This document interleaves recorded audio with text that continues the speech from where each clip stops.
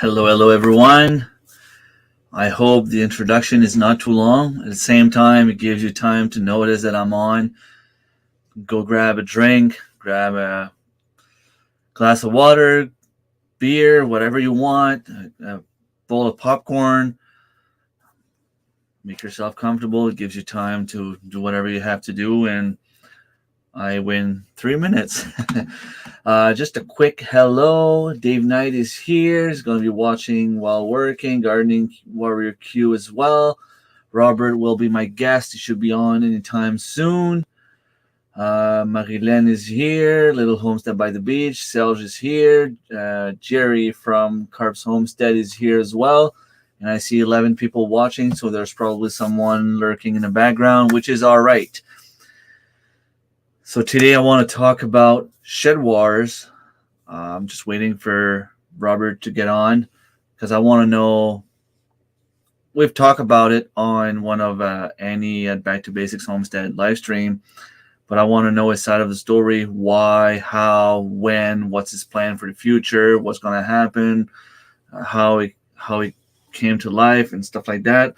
And I'm thinking that it's pretty good information to talk about and to let you know where that event is coming from. Serge, I will not be there tomorrow morning. I sent you a voicemail. I don't know if it went through.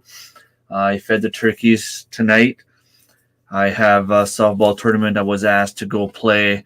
Well, basically they were in need of either a girl or someone under 14 years old to play on the team. It's kind of a mixed tournament, and they asked for Anthony to go play, and since he was going to go play, I decided to tag along and go play as well. So I will probably spend the day out there. Marilyn, no worries. Thank you, all of you, my members. The shout out is as promised, and the links in the description for all my members. For those of them who have channel, they have amazing channel. Go check them out. Hello, Marshall Worden. Thank you very much for dropping by. It was a crazy night. I had a family supper.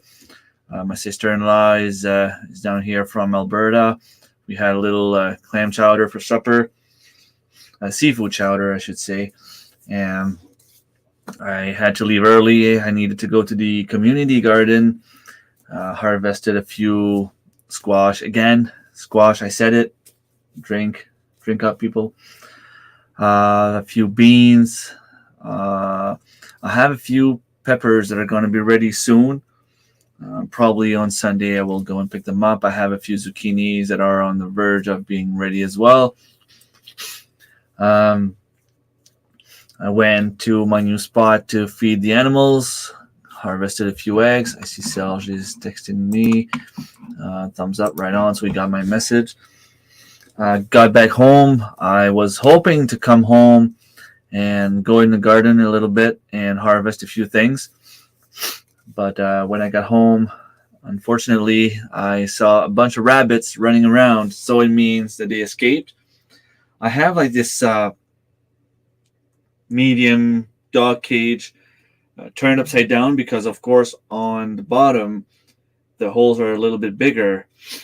And I didn't want the rabbits to dig a hole and get themselves out. So I flipped it around. I mean, the door's open either way, no matter how you put them. And I put a tarp on top. For some reason, the tarp was a little bit rolled towards the back. So it gave them a little tiny hole about that big to escape. And, of course, they had to escape. But I fixed it.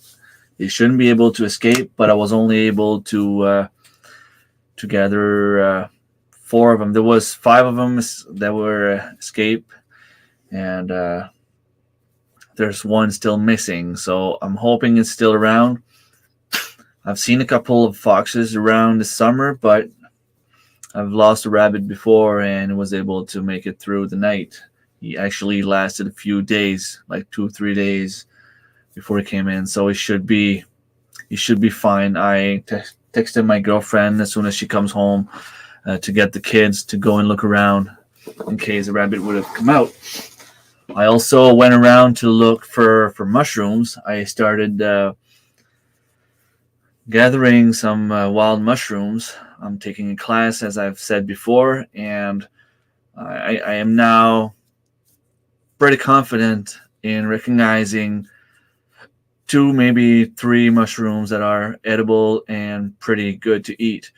I've had a few chanterelles and a few lobsters, and I'm pretty sure that the oysters, I think that's what they're called. I'm pretty sure I could identify them, and it would actually be pretty good as well.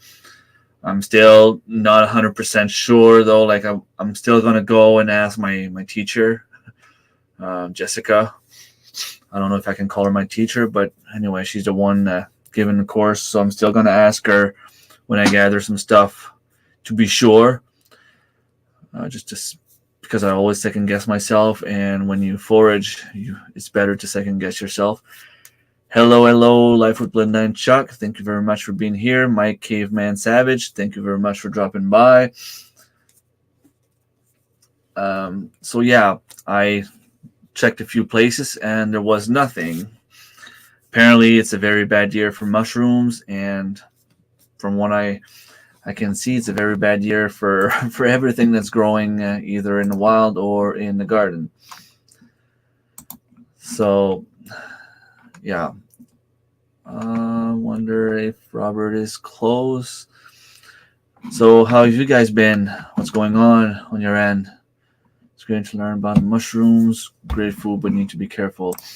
Yeah, I've heard stories about people. I think it was somewhere on the Quebec or maybe even Ontario, where there were people harvesting mushrooms, and they had been doing it for a while, I guess, and they picked the wrong one, and they were pretty sure it was an edible one, and it kind of ruined their liver, if I'm not mistaken. I'm close. No worries, Robert. It's just that I am running out of things to say when I'm alone here. It's easier to talk to someone, so still dry here, so not too many mushrooms. And for some reason, I feel like it's been raining a little bit more this year than it was last year, at least around here. And last year it was crazy. I didn't know nothing about mushrooms, and I wasn't looking for mushrooms, and it seems like they were everywhere. Now, I'm not saying they were the good ones, but I could see mushrooms pretty much everywhere. Like the Super Mario ones there, the big red and with the white dots on them. I know they're not edible, but they were literally everywhere. And this year, I didn't see a single one. Hello, 12 Stones Range. You missed the introduction again. Your name is now in the introduction as well, and I put all the links in the description below. So anyone that wants to see a bunch of good channels, you can go in the description below, and all my members are there. So Robert is on mute, so I don't know if he's there or not.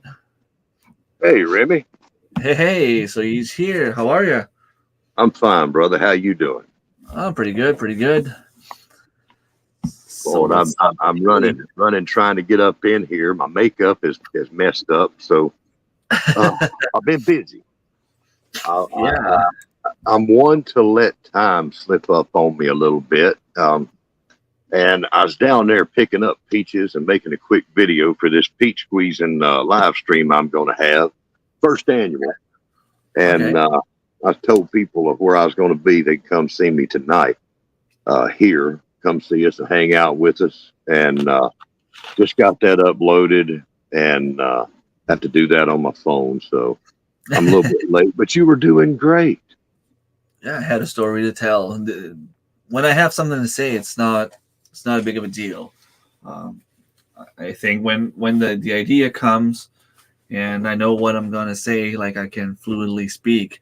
It's just that when I start wondering, oh man, what am I supposed to talk about now? Like, oh, people help me, but now, see, wait, hold on. I remember you having me up here before, at least once. I think twice, almost. All right, that I was alone. Well, I think once or twice, and you still want me to come back up here and talk.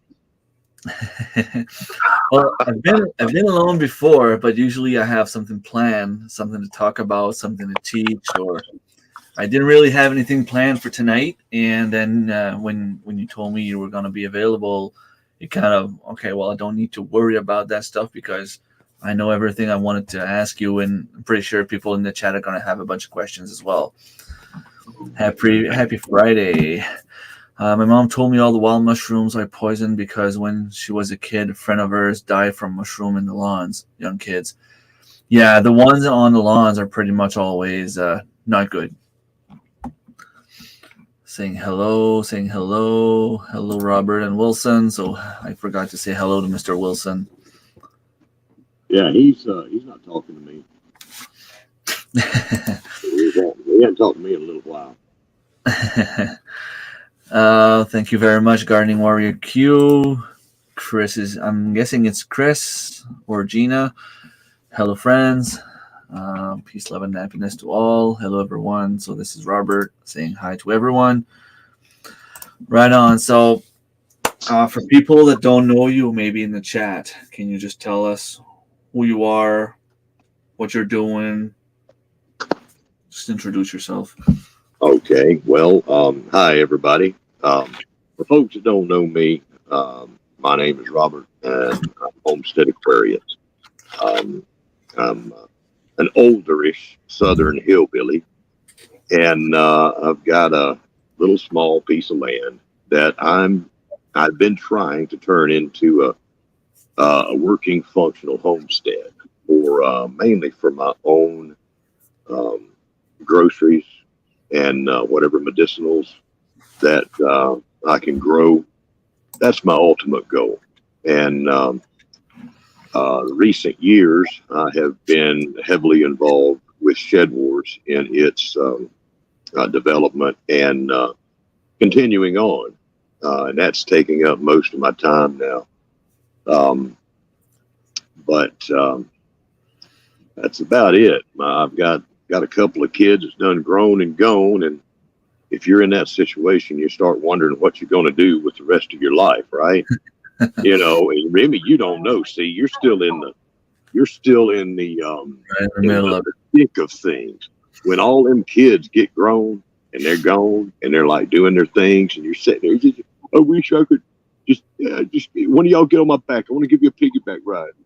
And they're going to be like 170 pounds, and you can't do it no more. And you're going to miss them days. And so that's where I am, trying to figure out what to do with this empty nest. And I'm into permaculture and growing weird things. I like tropical things. I like doing things that are unusual. And love what we're doing with Shed Wars. We've got a few Shed Warriors in here I see right now. And you, of course, hanging out there with us in Shed Wars. And that's about me in a nutshell. I'm pretty simple. I'm just a simple man. Right that lets time slip up on him. Well, it seems like you're doing great. I mean, you're missing your kids, but you kind of adopted a bunch of us. Oh, Lord, yeah. I don't know which is worse.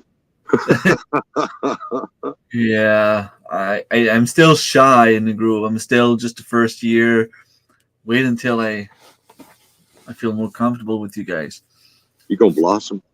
Are we gonna have a Remy blossoming? Maybe. I think it'd be good.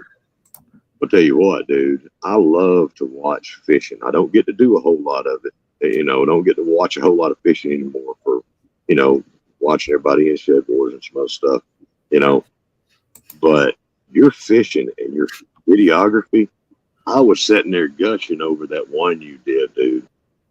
You had the perfect weather, the perfect, beautiful place, and your camera work was incredible. Man, that made me want to come up there, want to get up there and go fishing with you so bad on that water. You do some good work. Very good work. Well, I learn from everyone, right? Like, we all try to have our own little style, but then again, we take a little bit of everyone and do something our own way. That's right. As we go through life, we pick up a little something from everybody. We all affect one another on little and big levels. And I think that's, I mean, that's just like it or not, that's the way it is. And hopefully it's mostly good stuff, right? Hmm. And that spot there when I went fishing, it was incredible. I went there uh, 3 days in a row, pretty much. Well, not 3 days in a row. I was there on Thursday, and then on Saturday morning and on Sunday morning. Except for Sunday morning during the storm, there it was kind of not fun. But the fishing part was just incredible. I've never had that many fish biting. It was one after another. We had to leave. Basically, we had to leave because we were so close to our limit that we had to bring a few rods in, a few lines in, and instead of staying there with just one or two people fishing, figure might as well just go. And so that's so much fun. Like that's why you go fishing. I mean, for action. It's for fun, yeah. And you had the in the mix there, heart pumping, adrenaline rushing, life or death struggle, brother. I mean, you didn't get all that filmed, and we know that, but you sitting on that boat, it came through on the video. I mean, when you're sitting in there on that boat and all that spray's hitting you in the face and everything, and the rain's coming down, I could feel that in me. I'm like, oh no, things are getting bad there. And then you go explaining to me, to everybody on there, what was happening. I'm like, ooh, this ain't good. Well, when you're living it, there's no time to get the camera out. Like it was just okay. Let's make sure I stay on the boat. Let's put the life jacket to the kids. Let's make sure everyone is safe, and let's hope for the best and try to figure out how to start the boat. Like I was there trying to start the motor, and I had the captain in the back trying to start the secondary one, and it was just like, okay, we need to get out of here. What was wrong? Did y'all figured out what was wrong with the motors? Uh, thing is, the guy had been driving around pretty much all weekend, so we were out of gas, and he had a few extra tanks. Oh So my we God. just, since we were in the middle of the storm, you just took the hose and plugged it to the second tank right away, and to keep the boat even because it was starting to shake. He asked the kids and my aunt to go sit in the back, so that the boat would be a little bit more even. And when Anthony went and sit down in the back, he kind of sat on the hose, so it stopped the gas from going to the motor, and the motor stalled. And because it was raining, the rain and everything was just hard to get gas going again, and that's why it lasted for so long. But until we realized that this was the reason, it had been like 10 minutes. Oh, he's sitting on the hose this whole time. Like, okay, get up, let's get things going. And even after that, it took like a good 5 minutes before we could start the motor again. Oh, And it's remember me telling you about you in the middle of this, when you got them kids and you're doing all this stuff and you're in the war, you're in the battles. That sounds like exactly something I would do. Be running around with a chicken with my head cut off. And it's something simple like that. Thank God y'all had gas and you just had to work out the basic physics of the problem. And the funny thing is, as soon as we got to shore, the clouds left and it was sunny and the sea went calm again. And it was like, okay, like an extra 10 minutes there, we would have been fine. But it's just in the heat of the moment, like you're just, okay, I might be fighting for my life here. So I have to find a solution, like it's, go see the seals as I understand. That is funny. I'm glad it was that. I'm glad you came out all right. But now after the story, it's like, really? Y'all ran out of gas? At least you had some. Oh. Yeah, and when we were on the boat fishing, my cousin brought his daughter, 2-year-old daughter, on the boat. Because, I mean, we were just literally on the shore and it was pretty safe at that time. She was playing around, and then suddenly, like, the captain looked at me and he's like, well, I think it's time to go because the clouds are coming and it's going to get rough on the sea, on the water. So I'm like, yeah, it's a good idea. Let's pack our stuff and go. And he looked around and where's the key? And the little daughter was just like, key in the water. Oh no. Found the key in the water. So she threw the key in the water. So we were just like, oh shit. Like, I hope you have a spare key. And it's a good thing he had one, but it took us an extra 5-10 minutes to find it because it was in one of his well, what's the word? He had anyway. It was in somewhere. I can't find the name, but Glove before box. we found it, yeah, the tackle box. Oh He man. had an extra key in there. But it's a good thing he did because imagine trying to jumpstart the boat in the middle of a storm after we ran out of gas. It would have been, whoa, way too much. We'd probably still be there. Oh. Putting the keys in the water. That's what Patrick Costa says. I think that's what we're all saying. It's like, oh no. Yeah. Lord. Water. Lord. Well, that's I ain't had one of them. I've had I hiked in with my kids when they were little a long ways, and then once again I misjudged the amount of time that was necessary to extricate me and my children from this deep hike that we went on. And we went to this waterfall, right? We got in there. I said, okay, we got a good bit of daylight to get up out of this holler in this waterfall and everything, get back and everything will be good. Got down there in that waterfall. They went in and, waited around, and I followed them in.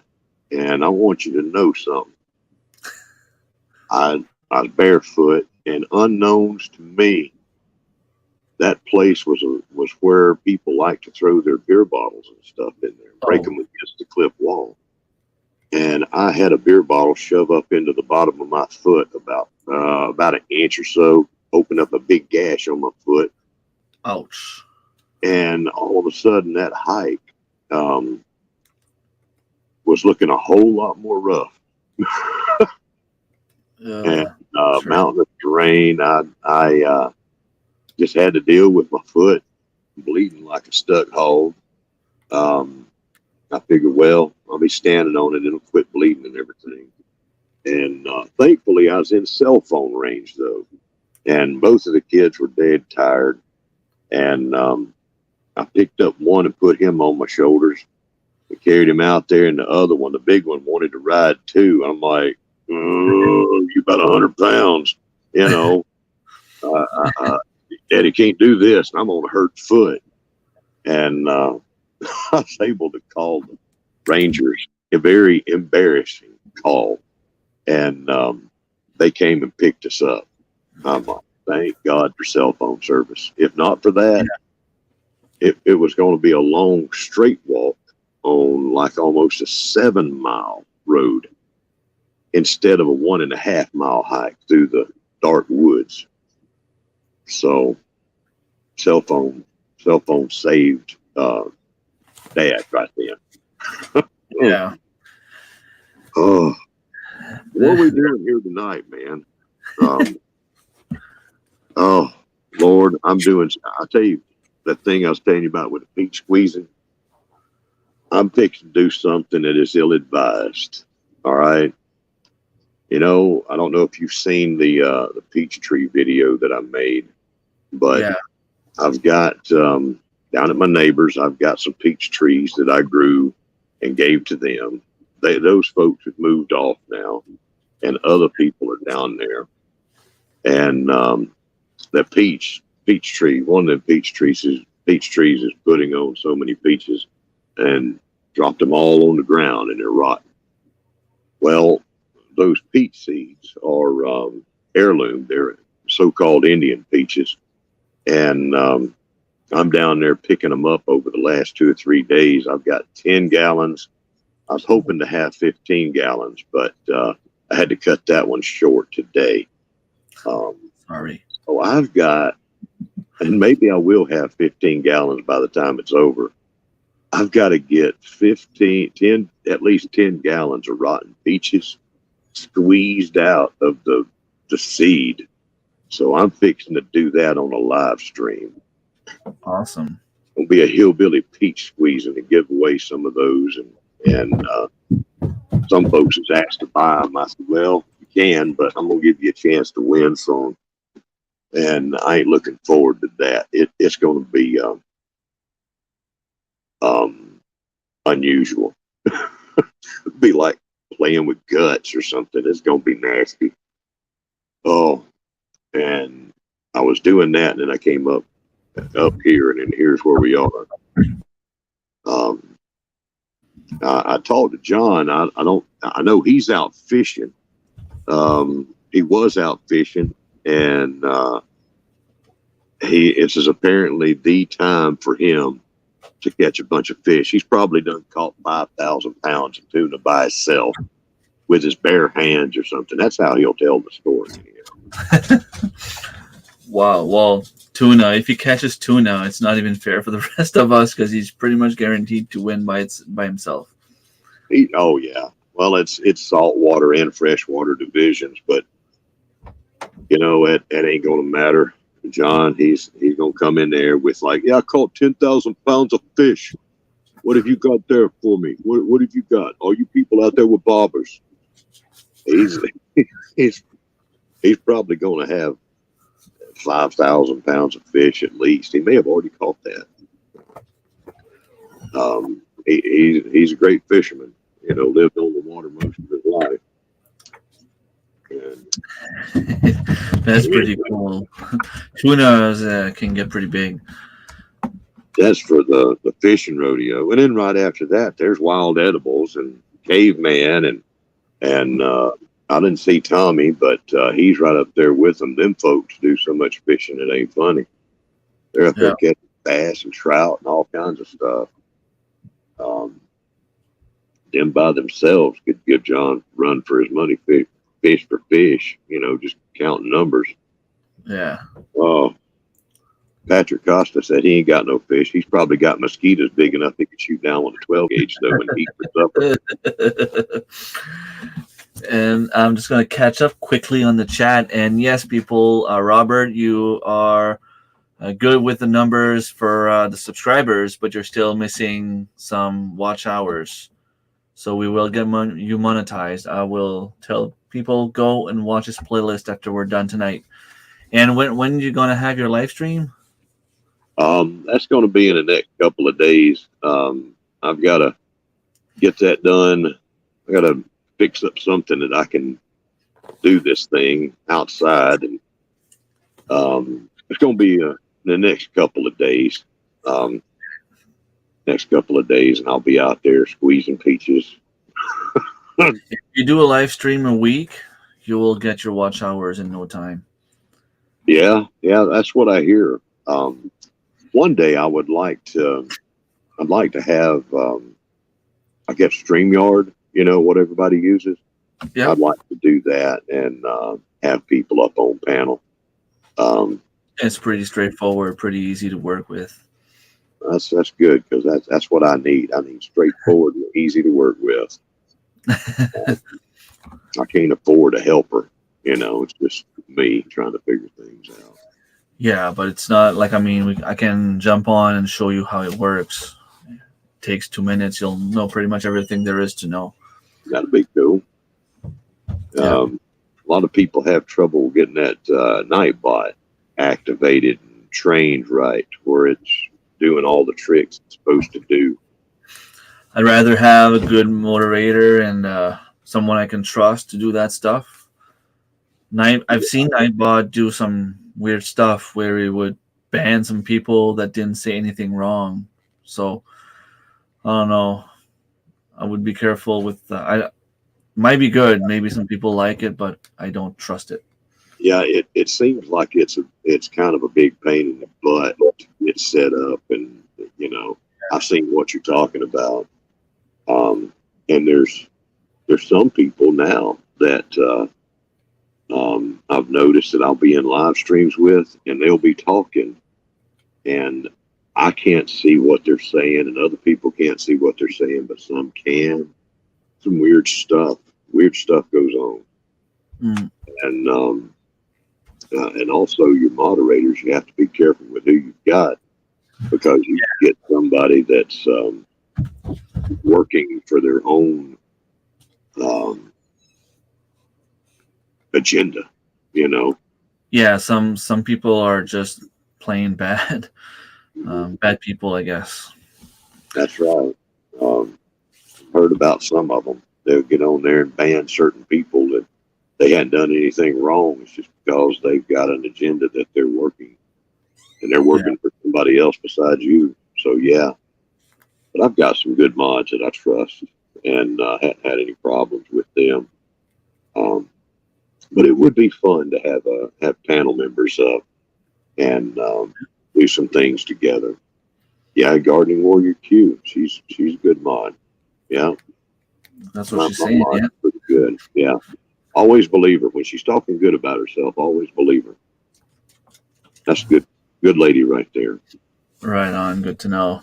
Yeah. Uh, Chris, 25 pounds of apples and pears. It's pretty good. My goal is 100 pounds, but then again, I have 5 kids. I don't know how many kids you have, but 5 kids. By the time I get the apples, schools will be open, and I will have 4 kids in school. Bunch of apples for snacks is a very, very good snack. Chicken coop a top priority now. That's pretty cool. We'll try to go a little bit faster. Keen of water, yeah. Hi, Patrick. Welcome to the chat. Just put a wine cork on the key ring and we'll float. Just an idea. Yeah, might not be a bad idea, but it wasn't my boat. So I'm guessing it's probably going to have a plan B from now on. So always keep it up. Yeah.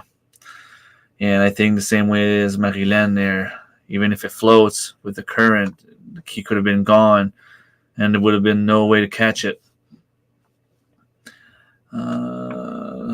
Talking to each other. Chantrell versus Tuna. Yeah. John's going to win. Me and Tommy Shine will win. Right on. Well, you guys are all on. Tommy is on John's team, right? Definitely on top of this. Well, not necessarily on top of this, but I've got a few years of experience under my belt, I guess. Referring to Wade, 0 kids. I like it that way. Well, it's not for everyone, but I wouldn't trade my kids for anything in the world. I know I could have an easier life probably, but it wouldn't be a better life. So, Robert, why don't you tell us again, because you did it on Annie's live stream the other night, but why don't you just tell us a quick story about how Shedwars came to life? Well, a long time ago, in a galaxy far, far away, there were a group of people that started something amazing, or at least mediocre. I don't know. The Shedwars, we started, we had an idea. Let me go back to the very beginning. Okay. Shedwars was started to help out a new YouTuber that didn't have much of a following out there yet. He had about 31 subscribers, or less than 100, I believe. And it was not very many. And that was John at Will It Grow. And we had an idea. Actually, Mark, Arkansas Woodcutter, had an idea to help him, to help out John, and said, here's what I got an idea for. Help me figure this out. I said, okay. I said, John is bragging about how he can out garden anybody and how he's the best gardener in the world. And he does. He likes to run mouth. He's very proud. And he knows what he's doing. He is a good gardener. But that's his way, right? You know, it's like, who can come out here and grow more than me? And Mark took him up on his offer, and they said, hey, we will we'll have a competition to see who can grow the most food this year. And that's how Shedwars started. It was going to be man to man. And then we turned it into team effort. and whichever team would be would grow the most food, that was going to be the winner. And so that's why we started Shedwars. That's how it all came to be. It was to help John. And then very soon after that, it became something to where we realized it was going to help everybody, and that's what we wanted it to be. So the very, very start, the initial seed of Shedwars, was that for John, but then it became a much bigger, broader scope. And it came about as a way to help people get the message that they needed to grow their own food. That the days that we see now, and the news that we see, all the news and all the people worrying about their food supply, we were going to be some of the ones helping them realize that they needed to do that. And it doesn't matter. In Shedwars, it wasn't like a Homestead against Homestead or Gardener versus Gardener. It was everyone, because everyone needs to be growing some kind of food for themselves, no matter who they are, where they are. And that's, whether they're in an apartment or a bedroom or on a large property with a farm, it doesn't matter. Everybody counts in Shedwars. And everybody can learn from each other as well. Yeah, everybody can learn from each other. And then it got bigger, and then we went global with it. That first year, we had a lot of UK gardeners, and then we went into the Southern Hemisphere. But that's how it came to be. Our ultimate goal is to have fun and to bring people into gardening that, in a gardening community that wouldn't have normally been. That's something that we've found in Shedwars, and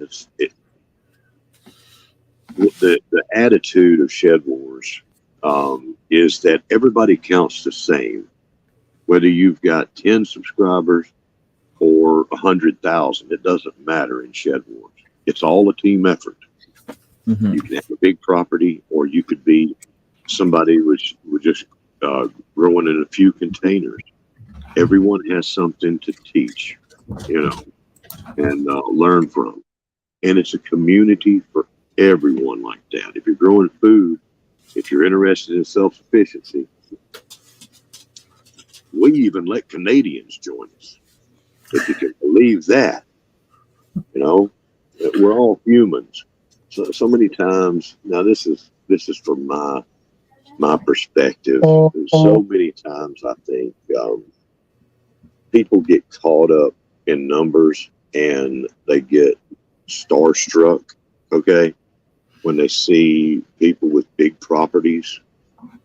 And for me, I try to see people, as individuals. Everybody matters. And it's a way for the smaller channels and bigger channels to interact. We all matter. At least in God's eyes. That's what I try for. Whether you're big or small. And we've had people with us that were bigger channels, and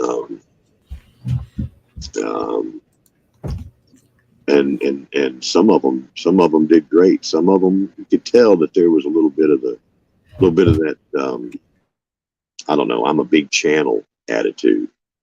But the lady that had the biggest channel of all of us was Suburban Homesteader, Wyoming, Arizona. Sandy is an incredible lady, incredible human being.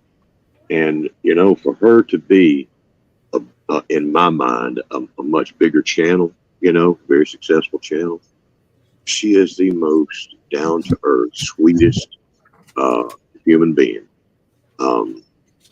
And she was just like one of us. There was absolutely no,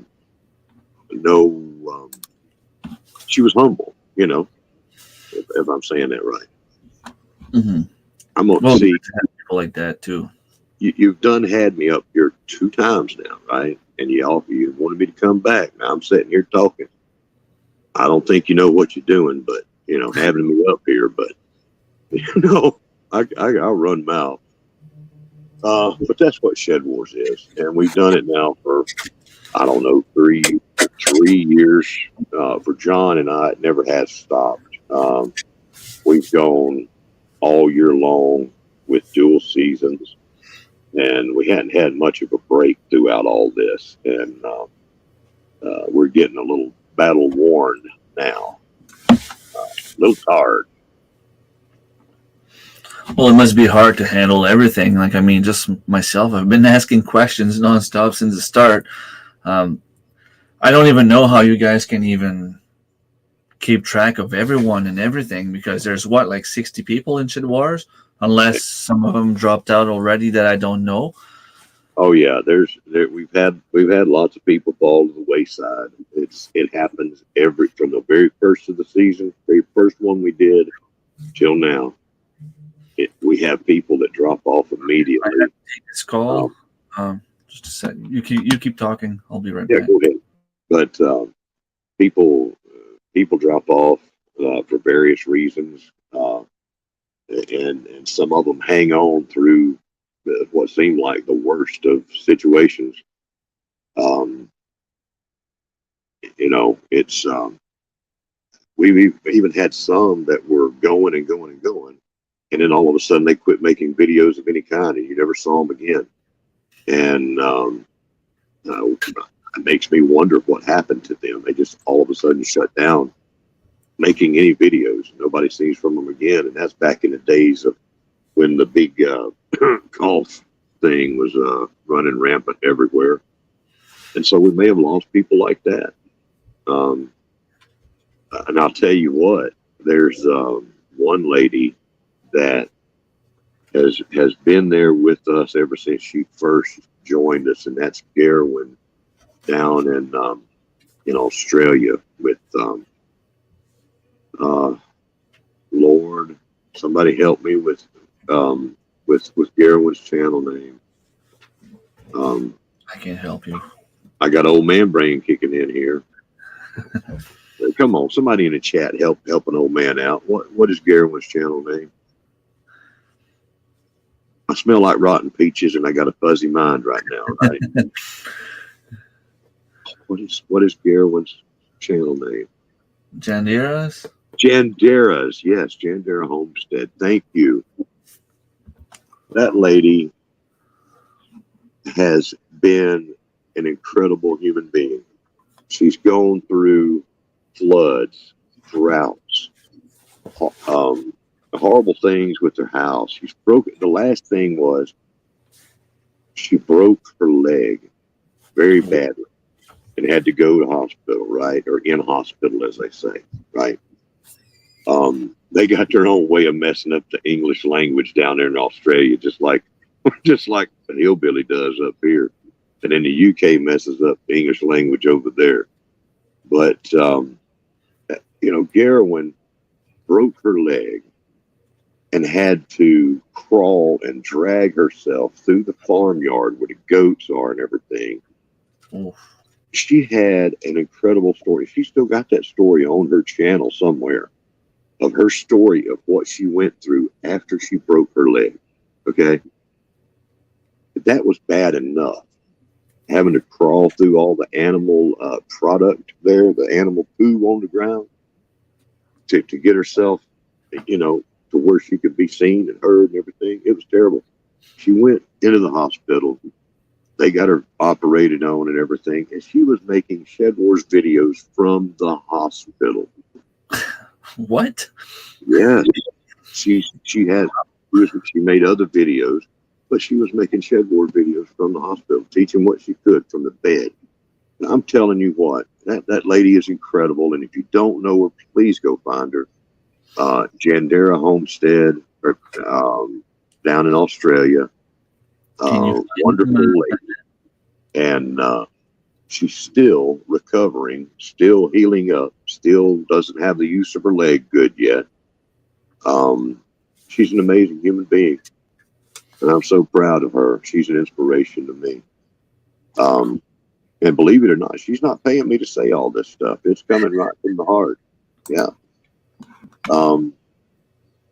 But I've seen a lot of stuff with Shedwars. I've seen the gamut of human behavior, from good to bad to inspiring and not.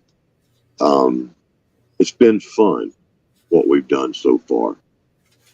And it's going to keep growing. If we keep going, it's going to keep growing. Well, what we've always done is if there's interest in it, then we keep going. We're looking at some changes. I won't get into what all they are, but I know that we will be changing some things. Keep what's worked and let go of some of the other stuff. Don't know. We do have some changes ahead, and all of the people that are with us now, that are enjoying it, you're welcome to take part in whatever we do in the future. But there will be some changes. And flesh out some new ideas that I've got. I really want to get more into a broad spectrum of things and give more people an opportunity to share more and still be in the competition. We'll grow the community out in different ways.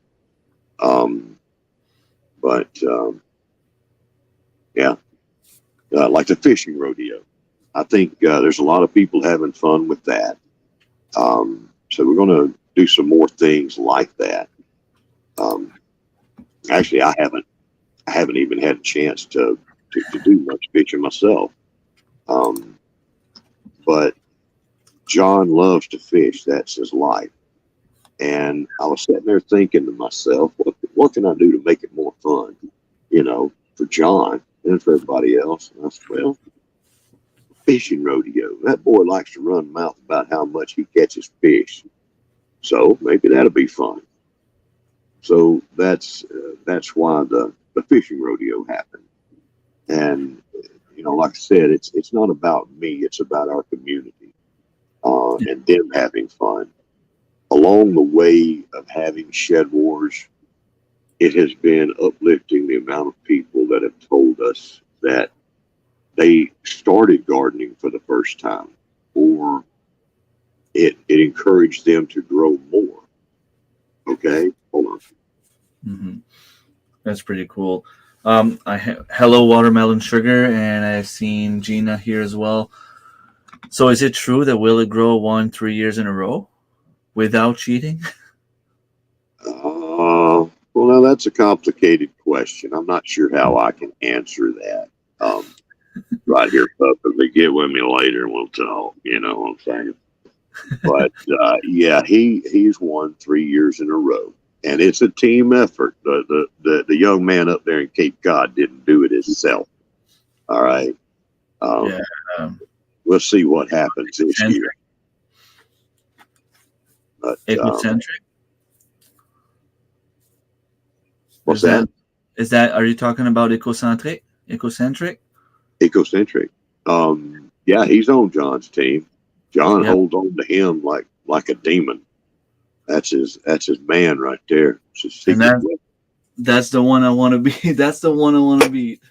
That's my goal. I want to have more than him. Yeah. Well, he's anyhow. Yeah, John's team has won 3 years in a row.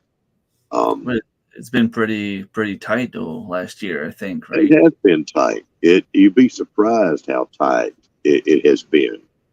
The main thing is though, we're all one team. We're Team Shedwars. It's all for fun. There's some people that take competition very seriously.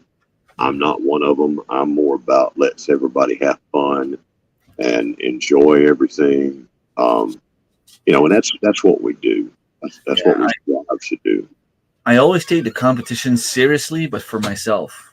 I always want to make better than what I should be doing. Like I want to beat ecocentric just because I want to prove myself that I can do it too. But I mean, if we lose, we lose. If we win, we win. Like I've been playing sports my whole life, and for the first couple of years we were playing soccer in the senior league. We kept being crushed 7-0, 8-0, 6-1. And at some point, our goal was just to try to score one goal. Let's get a goal in the net. And then we started scoring a little bit more. And then it was just like, okay, well, let's try to have at least one tie before the end of the season. And then eventually it was just like, well, let's try to have a perfect season this time, like it's improvement, improvement, improvement. And that's just the way I am. So I'm not doing it. I'm not doing the competition part to create frictions or stuff like that. There's just friendly competition. That's the way I love it. It's just I'll perform the more I need to. That's it. And you're talking about a couple of people there. Like, I mean, I speak to Ecocentric once in a while. Like, I mean, he's a good guy, and same with Tommy there. He's on John's team. Even John, I speak to John once in a while. It's all fun. It's all good and fun. And Yeah, like we're all one team, and that's the main thing. Like, we're trying to make Shedwars a better thing. That's all. yeah. It's fun stuff, and I was surprised at the amount of people that feel the same way, that they are very competitive in the gardening. I'm a permaculturist. Okay, I love permaculture. Regular gardening, I've done that, and it's good. It's good stuff. And but for me now, regular gardening needs to be done in a weird way. Okay, something unusual about it, to keep me interested in it, like aquaponics. Okay, hydroponics, polyculture, hugelculture, something different ways. That's what interests me in my gardening, is doing something unusual and seeing things like that. But I'm going to tell you what, just growing food any way you can is going to be extremely important. And I think we're going to see that. Well, we're seeing it now. But next year is going to be people gardening however they can, which is what we're trying to teach them. Yeah, that's but it's we want to have fun. There's enough seriousness going on in the world, enough serious gardening, enough, I don't know what the right words are, but in Shedwars, it lets people have a chance to be a little more casual and have more fun and be around hopefully a group of uplifting and supportive people. We've had lots of battles. As many people know, we've had battles to deal with, and we've been dealing with them. And they, people on YouTube and drama, and we keep going, we keep pressing on, and hopefully we'll keep doing that. But we want to teach people. We want people to see. We want people to be encouraged and inspired that they can go out and forage and find food. They can grow food. They can go catch food. They can do hydroponics if they want to. They can have a hydroponic system in their basement during the winter growing food. All different ways of doing things. But that's more to come. We'll see how it all goes. We'll get through this season and see where we go from there. It's basically the thing. And the season ends on October 20th. October 26th, I believe. 26. That's giving. We try to make it to where it is 1 month after the fall equinox, to give people plenty of time to do as much harvesting as they can without it being a a real long thing, um, because for some people, like if you're in South Florida, if you don't have lots of tropical species growing to keep you harvesting and everything, you're done just about. Almost as soon as we start the competition in the spring, you're done. Your tomatoes are done. Everything is too hot. And then it's time for mangoes and pineapples, coconuts, stuff like that. Where when people in Florida are done, people in Canada have still got to wait 3 months before they can put anything in the ground. Yeah, it was crazy. It is so frustrating for y'all. Oh, and we changed things up to make it better for folks up in Canada, because y'all sitting there with 3 months of snow still on the ground, and you're starting seeds inside, got all your little lights and everything going. And so it's something that, since it's never been done before, we run into problems that have never existed, and we have to figure out how to solve them, Yeah. Yeah. That's what I thought for sure it was ending on the 20th. I'm going to have to fix my document. Well, don't fix your document yet. After this, I'll go in and look at my calendar and see what it says there. But I believe it's October 26th. Now, the fishing rodeo ends like about a week before Shedwars. We'll wrap that up separately. Yeah, well, I think pretty much all the fishing season is done on September 15 here anyway. Oh, okay.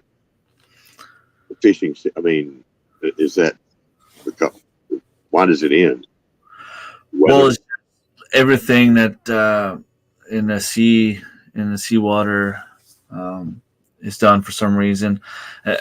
And then we have brook trout, lakes, and all that stuff. It ends on the 16th as well.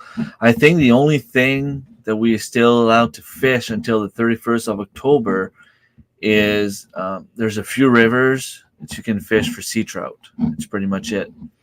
Okay. And then as soon as everything starts freezing again, like in January, February, we're allowed to do some ice fishing in a few spots.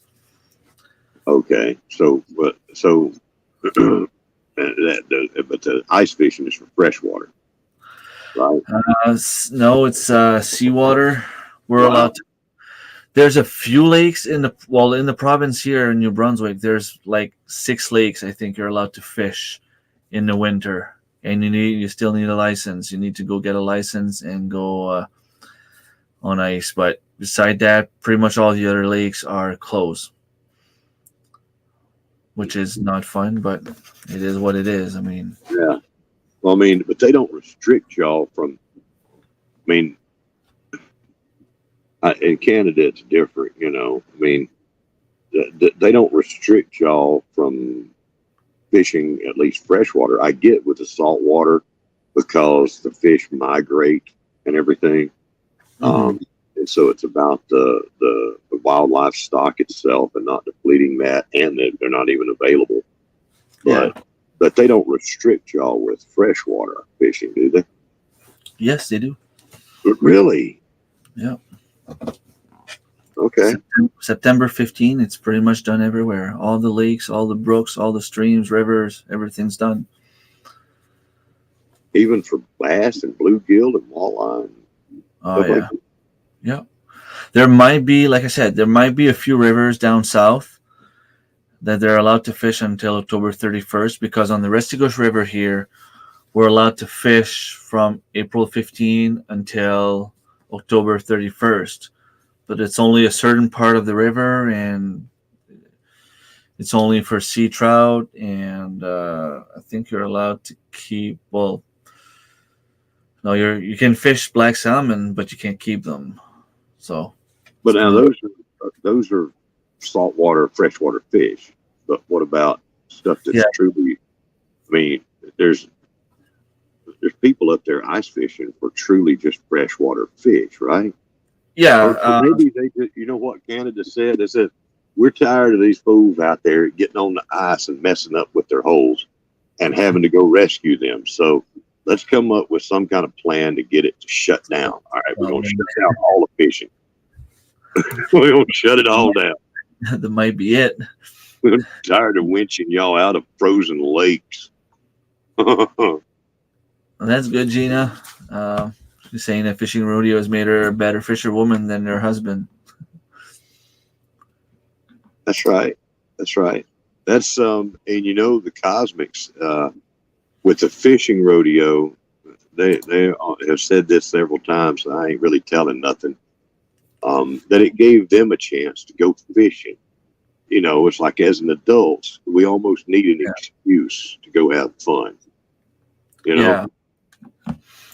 Well, I was gonna go anyway, regardless of fishing rodeo or not, because to me it's free food, right? That's right. Plus, it's given me an opportunity to bring the kids to the beach. Yeah. And they're just out there having fun.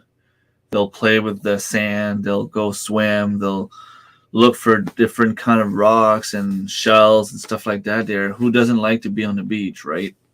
That's right. And that's memories that last. Water and, yeah, I have a line in the water, and whatever happens, happens. That's good stuff. Anytime that you've got a chance to take your kids fishing is a wonderful day. It's a wonderful thing. Now, see, we got a garden coming in here from South Florida, right? See, he knows what I'm talking about. And it's like by the time it gets springtime here, he's done sweating down there, and all his tomatoes are dying and everything like that. He's about ready to hang up regular gardening. That's when he started doing a lot of fishing. That I wish I could go. I may break open a piggy bank and go down to the Gulf and do some saltwater catfishing. Glenn down there at How to Garden, he catches a lot of them, and I used to when I was a kid. You know, remember when we was kids, when we had money and time and energy? Yeah, that was a long time ago. You know, a long time ago. You know, it must be true that, you know, when we're kids, we know everything, because obviously that's how it works out. We've got all the money and all the time in the world when we're kids, so we must be smart, right? True. True. Marilyn, don't joke about it. Just join. You're a wonderful gardener. You have your rabbits. You know how to forage. You have a lot to teach. You'll be a great asset to Shedwars for sure. I'm sure Robert agrees with me. Yeah. Are we talking about Glenn? We're talking about My little homestead by the beach. Oh, yeah. Little homestead by the beach. I tried to get her to join us. I tried. And we're looking at ways to incorporate people as we go along. Okay. We're looking at that too, so that you can be part of the community, an official member of the community. But you know, here's the thing. With Shedwars, it's a community that has grown around a competition. Yeah. That's the way Shedwars is.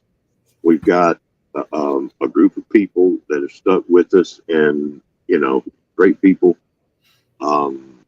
And we formed a community around this. Now, I thought I smelt seals, and sure enough, I did. There's John. I sent John. you the link, John, if you want to join and come give your side of the story. Good thing I have my community garden. My balcony and inside garden sucks. At the end of the day, we're all trying to be better each season for our families and for future. Yeah, and that's it. Like, I think that the fact that I have to organize for Shedwars is helping me to see just how much I can grow and how well or how bad I can do. And that's what I like. Like, the fact that I have to follow write everything down is just like, okay, that's cool. Like, I know exactly how much money I saved by doing all this, which is pretty cool. John, he'd been out there fishing. I'm wondering how many fish he caught, how he did. He probably you know, caught 1,000 pounds at least, you know, probably had one that pulled the rod out of his hand and he jumped in and caught the fish with his teeth and swam back to the boat with the tuna and his fishing gear and saved the day. Probably.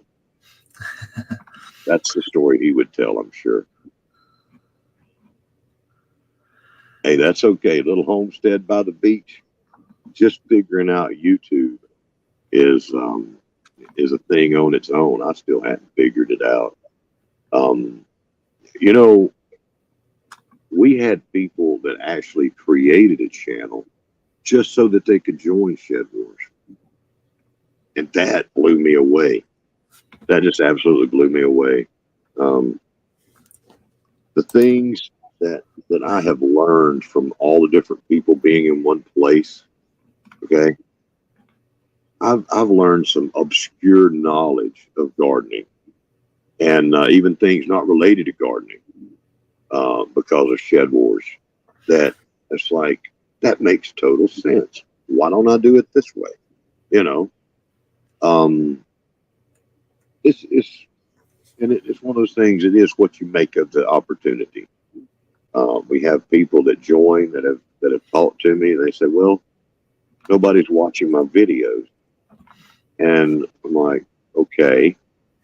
And the people that have said that to me, and I go and look and see who is watching and who's leaving comments, and I never see their names. Okay, I never see them being an active part of the community. And they get upset because nobody's watching their videos, but yet at the same time, they're not watching anyone else's videos. So it's just something about YouTube, right? I mean, you give and you take, you give and you take with anything. Exactly. You know, that's the community part of it, you know. And I think, just a side note as well, is marketing has everything to do with pretty much everything in life. If you want to sell something, you have to do good marketing. And it's the same with YouTube. If you want to sell your channel, if you want people to follow you, to watch your videos, to be there for you, to comment, put yourself out there. Go on different live streams, go watch some videos, leave comments, be involved on other people's channel, and it will come back to you. That's the way I see it. That's exactly right. Because it's not a Shedwars thing. It's a YouTube thing. Yeah. It's an understood thing in life. You get back what you put into it. But now I'm going to go a little further. This is real life. And as most adults know, you've been on this earth for a little while. You know, you're lucky if you get back half of what you put out. Okay, that's what I've seen. If you're putting out 100%, you're very lucky to get back 50%. But then there's other stuff that you don't see that you get back. It's life, you know. There we go. Oh Lord, I didn't think you were going to give him the link. We talked about this. You're going to let him come up here? Yeah, dude. I told you I link wasn't come up here if you were going to let him get up there. I sent him the link by Messenger, and he's saying that he didn't get it. So I'm wondering if I have it, if I sent it to the right man, if I sent it to the right place. Oh no. Are you my friend on Facebook? That's a question. No telling with John. No telling. Well, I have a John that's friend with me on Facebook, and he's friend with you on Facebook, and the banner picture is like him on a big motorcycle. Oh, okay. Yeah. That would be him. Yeah, I'll let him tell people that I'm his friend, you know. I'll let him tell people that. And he runs with it. So I did send you the message, John. You probably just didn't get it, or you didn't accept me as a friend. I don't know. Hurry up, John. Get up here. Wash your hands off. Get a beer. Wash your hands off. You know, not to knock the smell of seals and tuna off of you and hit that link. You saying, give me 5 minutes and I'll go up and set Robert straight. He gonna set me straight. Yeah. Oh, I love it. Whatever's going on, whenever it's going on, it just makes me laugh. I laugh. I ain't never thought that I'd be friends with a guy like that, but by George, I love the guy. But don't tell him that. I'm sure he's off to where he can't hear us right now. John's a good guy. Oh yeah, he's a good guy. But I ain't gonna say nothing else good about him unless he pays me to. I done run up a tab with the boy. He got to pay me. So until he gets here, I'm gonna ask you one question. I don't know if you can give me an answer or not, but what do you see Shedwars being in 5-10 years? Do you think it's still gonna run? And if so, what would you like Shedwars to be?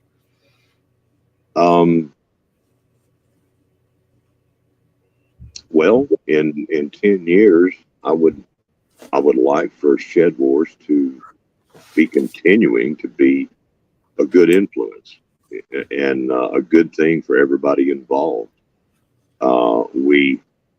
We're constantly evolving. It's a competition in a community, and we're always trying to make it better. My hope that in 10 years, we'll still be doing it. It'll be better. And if it's not going on in 10 years, I hope that it'll be something that's a positive thing for everybody to look back on.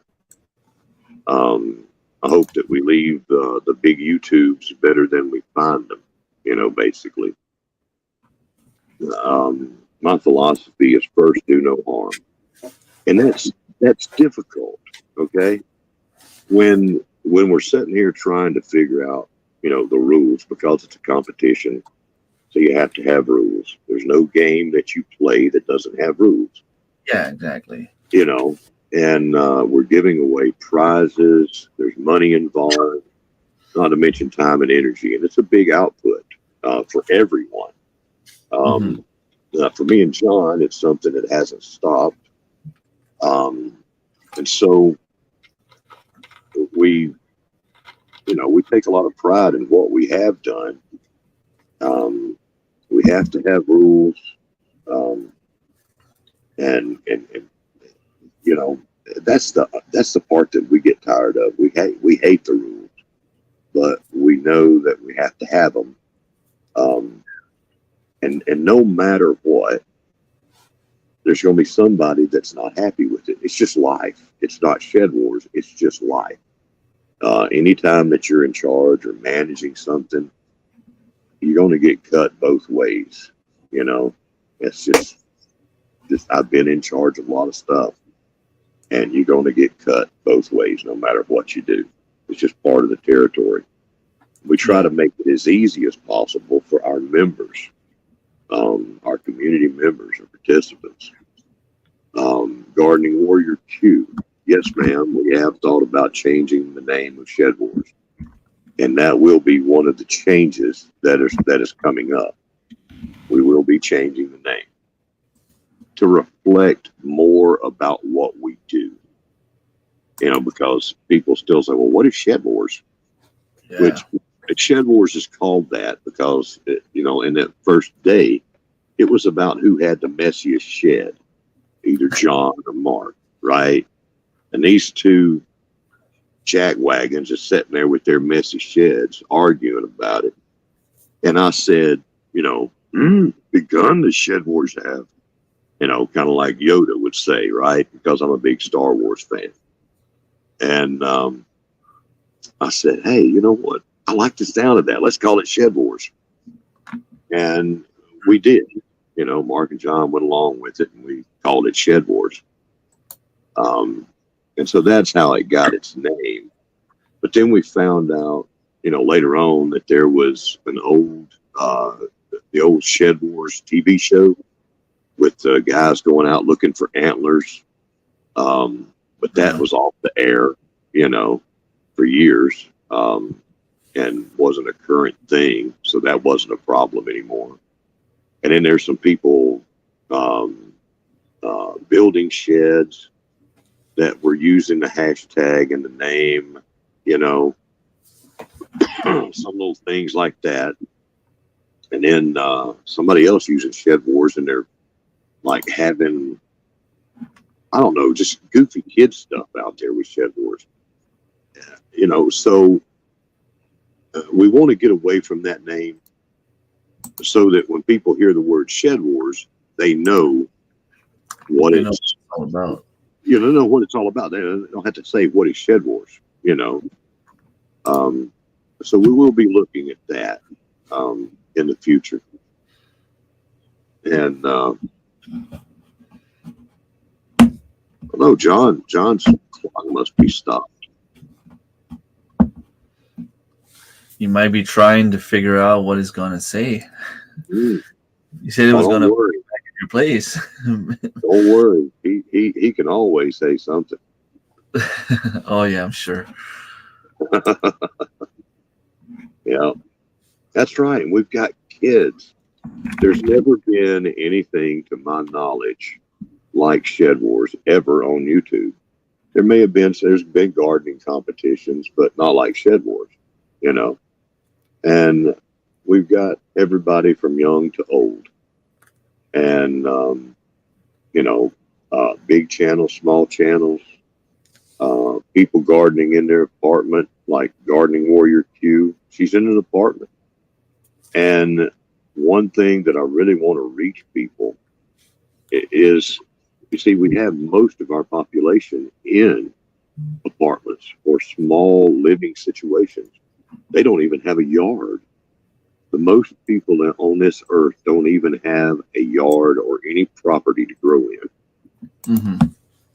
They're lucky if they have a balcony or a patio.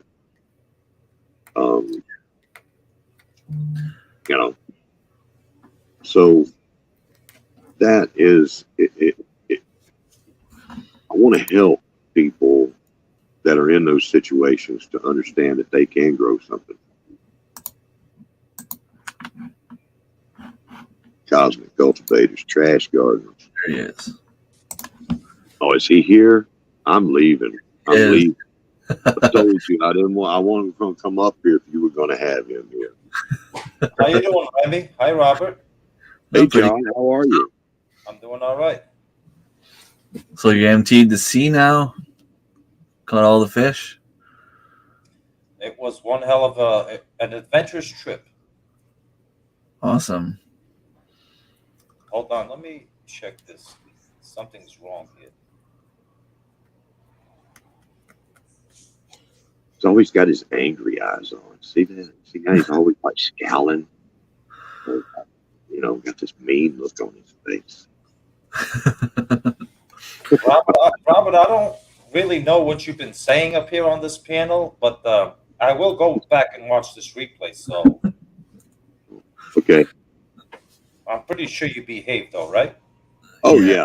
I figured you'd be lurking, so I was very nice. No, there was no lurking, but I did catch the last 10 minutes of what you guys been talking about. Yeah. So how many 1,000 pounds of fish did you catch today? Don't know yet. That will all be weighed tomorrow morning. Was you fishing with tuna? Yes. Okay, well that is a lot of fish. Successful trip, but I do not know the final weight. See, he's got that look. He doesn't. Right. Hey, it's all money in the bank. It's money in the bank. Yeah, you catch one fish and you're the winner of Shedwars right there. Oh, jeez, I've won that from day one.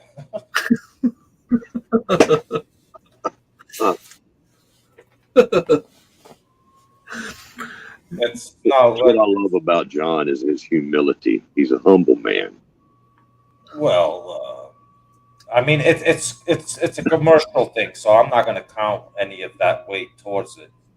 I'm only going to count as what I personally catch to consume, not for commercial purpose. Yeah, well, that's the point. So you're fishing commercially, like for your Commercial. job. Yes. Well, Okay. no, extra cash. Okay. Well, yeah. Okay. That's Yeah, pretty cool. a little bonus. Gives myself a bonus, and the guys have fun. It gives them a bonus. It's just for cash. I mean, if they're there, why not? We have all the licenses. Why not go get them and sell Yeah. Right on. So there's a lot of people saying that maybe Robert's gonna win this year.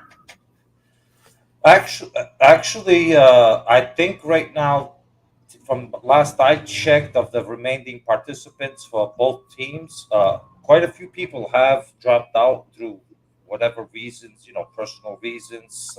A lot of people's gardens died with this heat wave that we've been having. Not just in the United States, but throughout the whole world. It's just been like, I mean, my garden survived, but it struggled for several weeks because I just couldn't be outside to keep up with it and water it properly, and just too hot. But Team Aquarius, from what I can see right now, is ahead by a little bit. But It can all change in one day, yes, one yes. week, one day.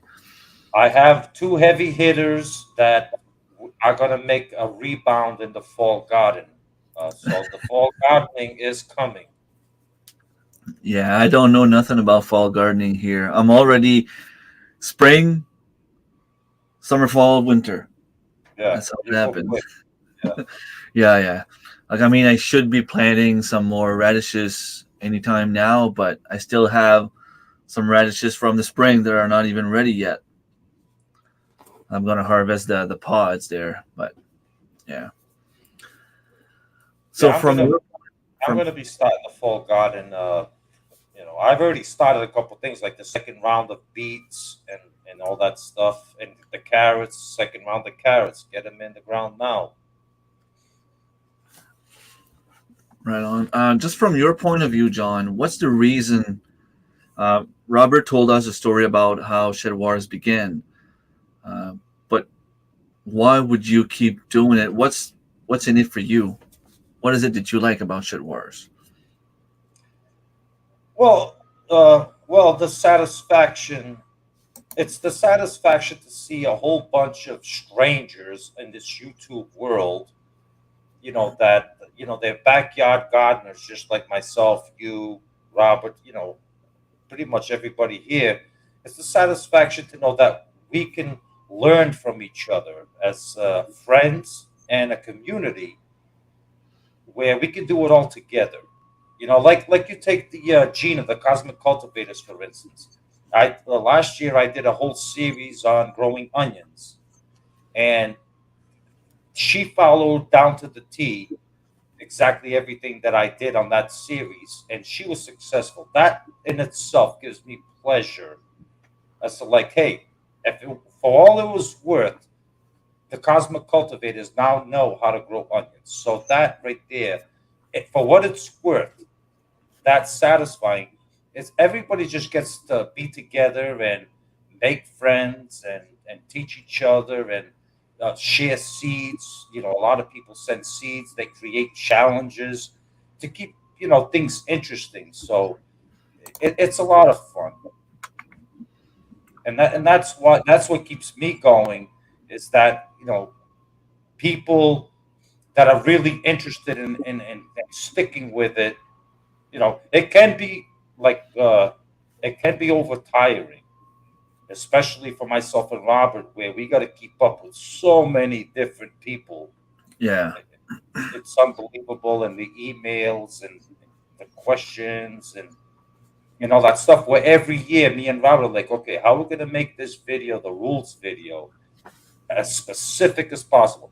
And we've tried for 3 years, as we try to be as specific as possible, but yet we still getting questions today as to, oh, what's this? It's just like, I don't know. I have to go back to my own rules video to know what the hell I said. yeah. And there's so many different people doing so many different things. Like we were talking at the beginning of the season about maple syrup. Yeah. And like even I think it was yesterday, I asked Robert, "Am I allowed to go and harvest some fruits from a friend's fruit tree, for example. And I think all those things are good in the sense of maybe you don't have space to grow your own fruit, maybe you don't have a big yard, but there's still other ways that you can harvest free food. And that's the thing. I Oh think yeah. that's what I try to focus on, because yes, I have a nice yard, but I still go out fishing, I still go out hunting, I still go out foraging. I still have the community garden that I use. There's still some friends around that will allow me to grow stuff on their property. I have a few coworkers with a bunch of plum trees, cherry trees, grape trees, and I'm gonna go there and harvest some stuff because they have too much for themselves. Yeah. I mean, that's like foraging. You're using somebody else's property, but as long as you're going to use it for your family purpose, Yeah, you're going to use it for your family purpose. So yeah. Hello, creative redundancy. Okay. Yeah, see, you springing that maple water. Remy comes to me in the spring and he asks me, he says, does maple water count? I'm like, maple water? What the hell is maple water? Maple water? I ain't never heard of no maple water. What is that? And he explained all that to me. I'm like, I That's think too we can much. do maple water. I'd have peach water or apple water if we're going to do that. But it was something new and unusual because this man is coming out of Canada and they got different things up there, you know. Um, Yeah, make, and I get why you can't make it count, but it's still something that you can go and tap a tree and get some nutritious. yeah, hey, and it's a real thing. one year, the first year, we actually had somebody from over the pond actually claimed that they harvested two tons of rainwater, and they were going to count it. Remember that, Robert? He was saying that as a joke. He's saying if we're going to count all the rest of this stuff, then maybe I could just count my rainwater. But it I was didn't take it as a joke. I thought he was pretty damn serious. yeah, and that's where we get into this kind of stuff, And People, the other one, and the other one from New Zealand wants to count fodder. Oh, I'm going to grow food for my cows and chickens, and I'm going to count that. yeah, no fodder don't count, and wood chips don't count. He was joking when he said about the wood. Can I count my wood chips? Yeah, if you're going to eat them, yeah, like my firewood to heat my home. Yeah, if you're going to eat your logs, yeah, go ahead, count it. If you're going to eat it, it counts. You can eat a toilet and it counts. Yeah, but now see the thing with maple water. All right, maple water. It's a real thing, and y'all have that. And it sounds really tasty and healthy. But what we're looking at is the whole world understands about maple syrup, but not maple water. And so we're looking at the maple ingredient being just a little spike to the water. And so then somebody else could say, well, can I make Yeah, blackberry water? What about blueberry water? Can I make blueberry water? yeah. So You when know? you get a glass of water, you crush some blueberries, throw them in. It's like, oh, can I count this? It's the same aspect that we had an issue with was people were counting milk.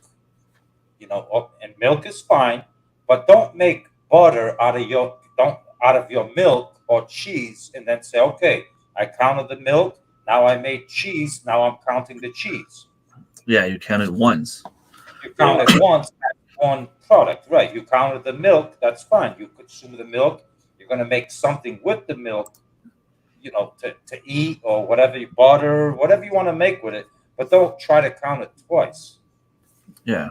Yeah. And we had a hard time getting that through people, and people are like, "Oh, well, that's not fair." I mean, think about it. I mean, you know, Oh yeah, I know. I it's like understand. I'm not it's like arguing. it's like me catching, a 50-pound fish, and then I fillet it. Okay, I have 50 pounds worth of fish. Now I fillet it. That way, okay, I got 30 pounds in fillets. But now I have the rack, and I throw it and make my own homemade fish emulsion. And it's like, okay, now I have 90 pounds of fish emulsion. Does that count? No. Oh, you had 50 pound. I had 50 pounds. That was my, live weight Yes. was 50 Yeah. pounds. And then What? with dress, I ended up with 30 pounds. That's what I'm going to count towards, the dressed up weight officially is 30 pounds for that fish. So Yeah. you can't be using one product and say, okay, I harvested 50 pounds of potatoes. Now I made mashed potatoes. Yep, it weighs 5 pounds for the mashed potatoes I made today. So you keep it, no. Yeah, it's just the one thing that you harvest. You count that. Once it goes in your fridge or in your drawer, or Yes. that doesn't count anymore. No, it doesn't count anymore. That was easy to understand for me. It's just I can go like for maple water. I can go and someone's asking, creative redundancy, don't know what maple water is. It's simply the maple sap that you can take and drink it just like that. Same for birch water. You can go and tap a birch tree and drink the water. It has a lot of nutrition um, in the water, but And it's a Canadian thing. And but for the competition, it we have unusual things that come up, and we have to make a judgment call. It's like, well, it's true they do, but this man might bring in 1,000 pounds of maple water, and then I guarantee it, somebody else is going to come up with something that's not legitimate, and they're going to want to know, why doesn't it count. So everybody understands maple syrup, so the maple syrup counts, but not the raw unfinished product. yeah. You know, I'm not arguing, but I'm just saying that maple water, there's no way that you could keep it. Like, I would have had maybe like a bottle like this full, maybe. That's all I could keep, really, because after you freeze it, there's only so much space in your freezer, and there's only so much way you can. oh, that's Keep different. it for. That's kind of a different thing, then. Because there's no way that you're gonna harvest. I Like, mean, so you're preserving this water. If you're yeah, freezing it, you're kind of preserving it. yeah, but if you're freezing it to drink it, or use the ice cubes and make whatever, it wouldn't be the same thing. But when I started talking about the maple water, I didn't expect to count like the big, like 200 gallons of water and then not count the maple syrup. You know what I mean? Like, I knew it was going to be the maple syrup, but I figured, if I can get like 2 liters of maple water, that's something I can drink. But it only lasts for like a week in the fridge.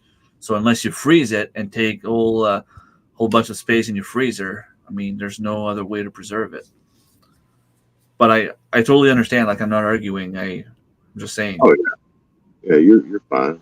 You ain't arguing.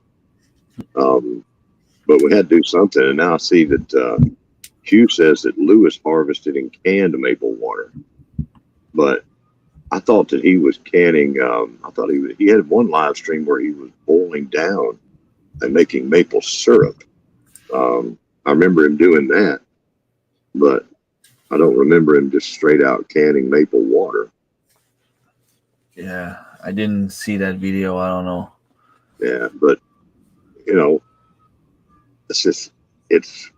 we run into unusual things. Yeah, you put rules to make sure there's no overflow of people abusing the system, and that's perfect. Oh, and trust me, Remy, people will come. They'll email us with the strangest of strange things. Like you'd be amazed at the things that, like, oh, can I weigh this? Can I weigh that? And it's like, no, think about it. We're talking about food that you grow and you consume. So it's Yeah. like, oh, the roots of corn. There was one person, the roots of corn. It's like, okay, what are you gonna do with them? Well, I boil them down and I make a stock so I can give to my pigs, like a corn stock or like water stock. It's like, are you gonna eat that? If you're not gonna eat it, then why are you even asking me the question? Yeah, exactly. If you don't eat it, Well, Right. whatever I give to my rabbits, I'm not going to count in Shedwars. Like, there's some lettuce that I might lose because I'm going to give it to the rabbits. I'm not going to count it. No, Yeah. because that's Waste considered money. fodder. Right. That's Yeah. fodder. yeah, So we put the rules videos out there and we explain as much as we can possibly do, in the rules videos. And and we always, okay, they're going to ask about fodder. They're going to ask about, live weight versus dressed out weight with animals. They're going to ask about this and that. So instead of, just having it not spoken, we'll put that all in the rules video and explain everything out and answer all of those questions that keep getting asked. And it winds up being long. And then people, are like, nowadays it's so long. Like, yeah, because of these questions that come up. So we just answer them like that. But it can't be helped. And for everybody's credit, this is something they've never joined. And, maple water had never come up before. Fodder hadn't come up before. It's all things that people have legitimate questions about. And they just want to make sure, most of the time they want to make sure so that it's not like they're cheating or anything like that. So it's a good thing. It's a good thing. And we're getting the rules down now to where we're not going to have to do too much more changing of what we do and how we do. We even had people use the rules that we have established for their own things, because we're like the pioneers with this thing. But that the changes. I don't want to get too much talking about whatever we're going to change or what we're going to do in the future. We'll just get this season finished out, and then we'll go from there. Got some good ideas that I think people will like, but I ain't gonna say a whole lot about that. They probably hate them. It has been a challenging year for a lot of people, including myself. It's been really, really challenging. Like I said, with the heat wave that we've been having, I totally went downhill. I mean, I couldn't take. Now it's finally back to the 70s where I can tolerate, the heat. And now all of a sudden, it's like my energy is back. I feel optimistic. Like I have energy to be out there and have fun again. Good night, Marilyn, and hope you join next year. Have a good one. And yeah, in here, well, I don't know for the rest of the people in Canada, but here in my part of the country, it seemed like it was summer during the day, but fall during the night, pretty much all summer. We didn't have a lot of nights where it was too warm and humid to sleep, for example. It's Oh, I wish I had that. Oh, yeah, it was good for sleeping, but it wasn't so good for the garden because the peppers and the tomatoes kind of slowed down.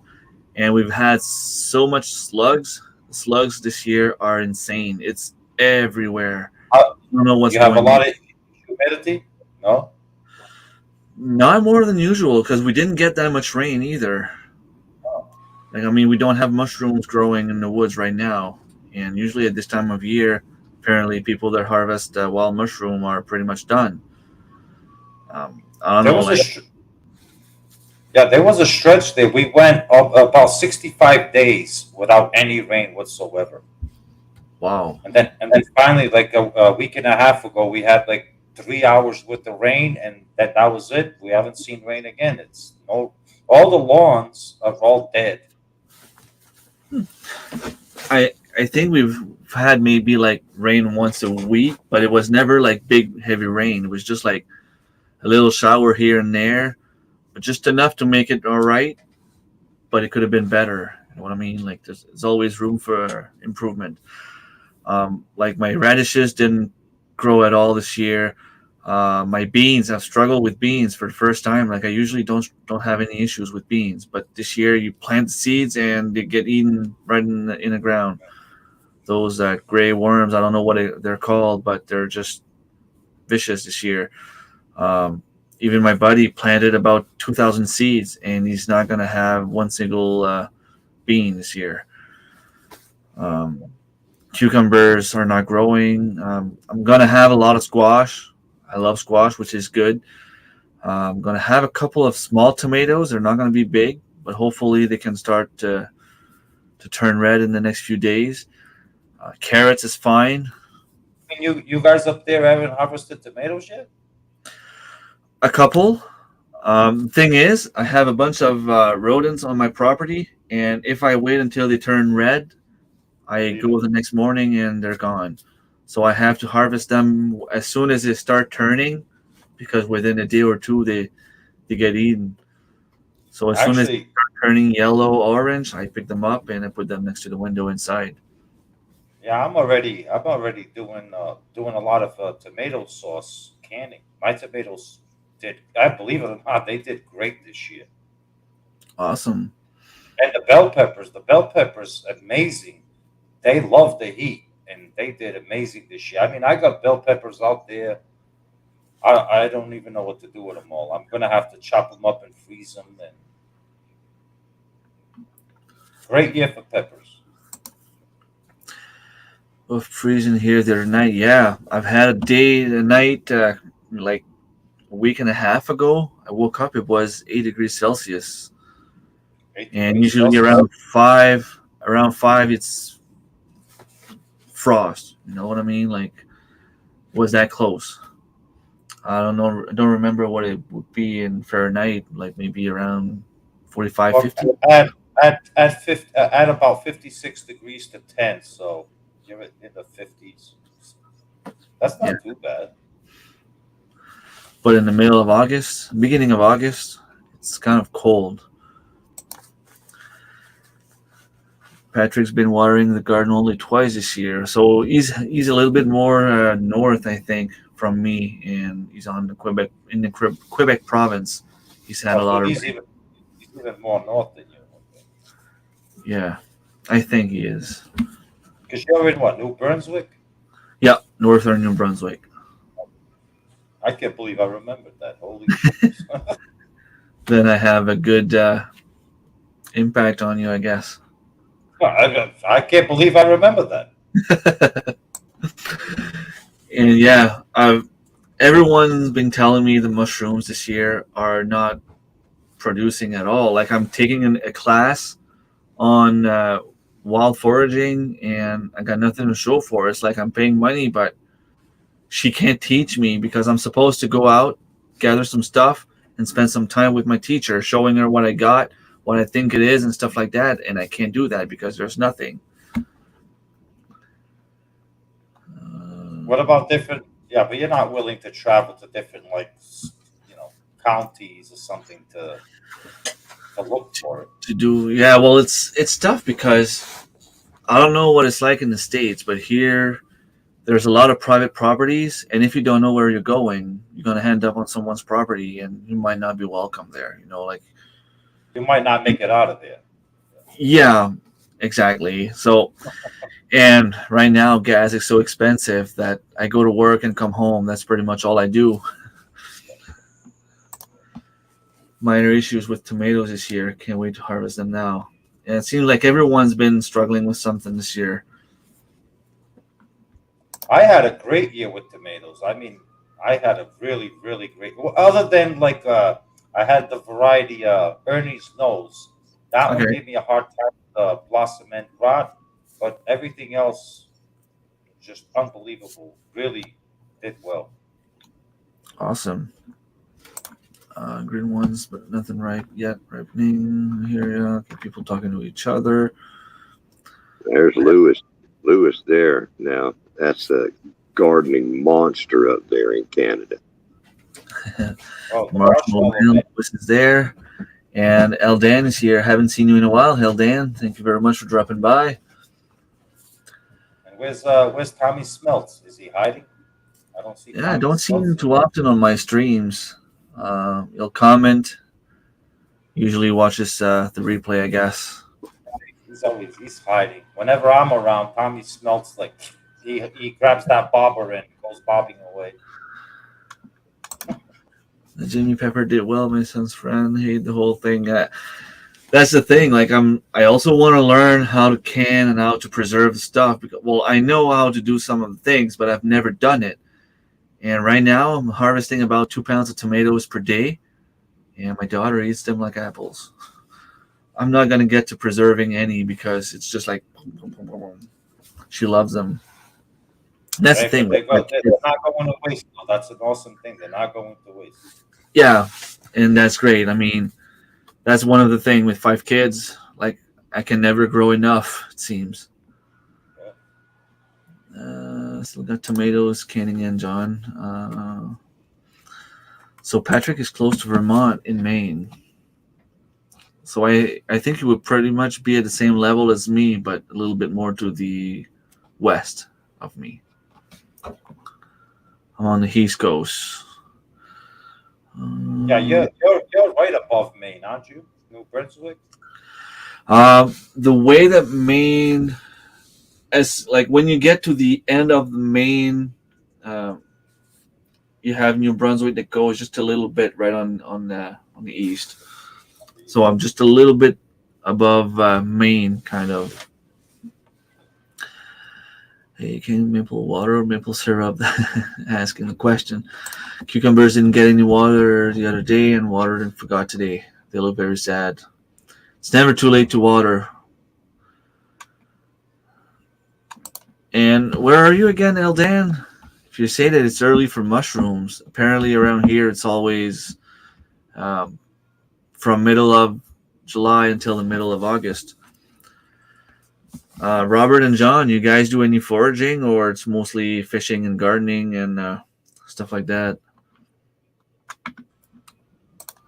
I don't do much foraging. For me, No. it's basically is the fishing that I do outside of the garden, and I got into chickens now. Okay, awesome. Yeah, I didn't see that yet. Do you have a video on them or not yet? I have a little video I put out about just an update of what's going on, and I built a chicken coop, and now I got the little chicks. 2 of them have passed away, which I kind of expected. I was told that they might, but Yeah. the other six are doing beautiful. They're very healthy, and so I'm going to be doing chickens. Okay. I'm so far behind on all the videos that I probably still have them in my watch list and I didn't get to it yet. So mushrooms start in the fall there. Okay, Ontario. So you're not harvesting any chanterelles yet, Eldan? Spring, how to garden, can't believe how many. Okay, remember to squash that button. Yeah, don't forget to hit the like. Try some volcanoes for candy. Yeah. I follow them, Gardening Warrior Q. I have a friend that's going to come over to my place next weekend, spend some time with me. I'm more of a hands-on learning person. I have to actually do it to learn, but I'm always afraid to do something wrong. So I want to have someone there to tell me, okay, you're doing it right, or no, don't do that. It's going to explode. Or, like if I have someone there, I'm going to feel more confident and I'm going to be able to do what I want to do. And then I'll be all right. What's Mike the Caveman talking about oysters? Oysters, it needs to be a bit cooler. Yeah, the mushrooms. Oh, oyster mushrooms. Oh, okay. No. These are the white ones, if I'm not mistaken, right? Like they can get big. I think I found one last year. I'm gonna go try to find it again this year if it grows at the same spot.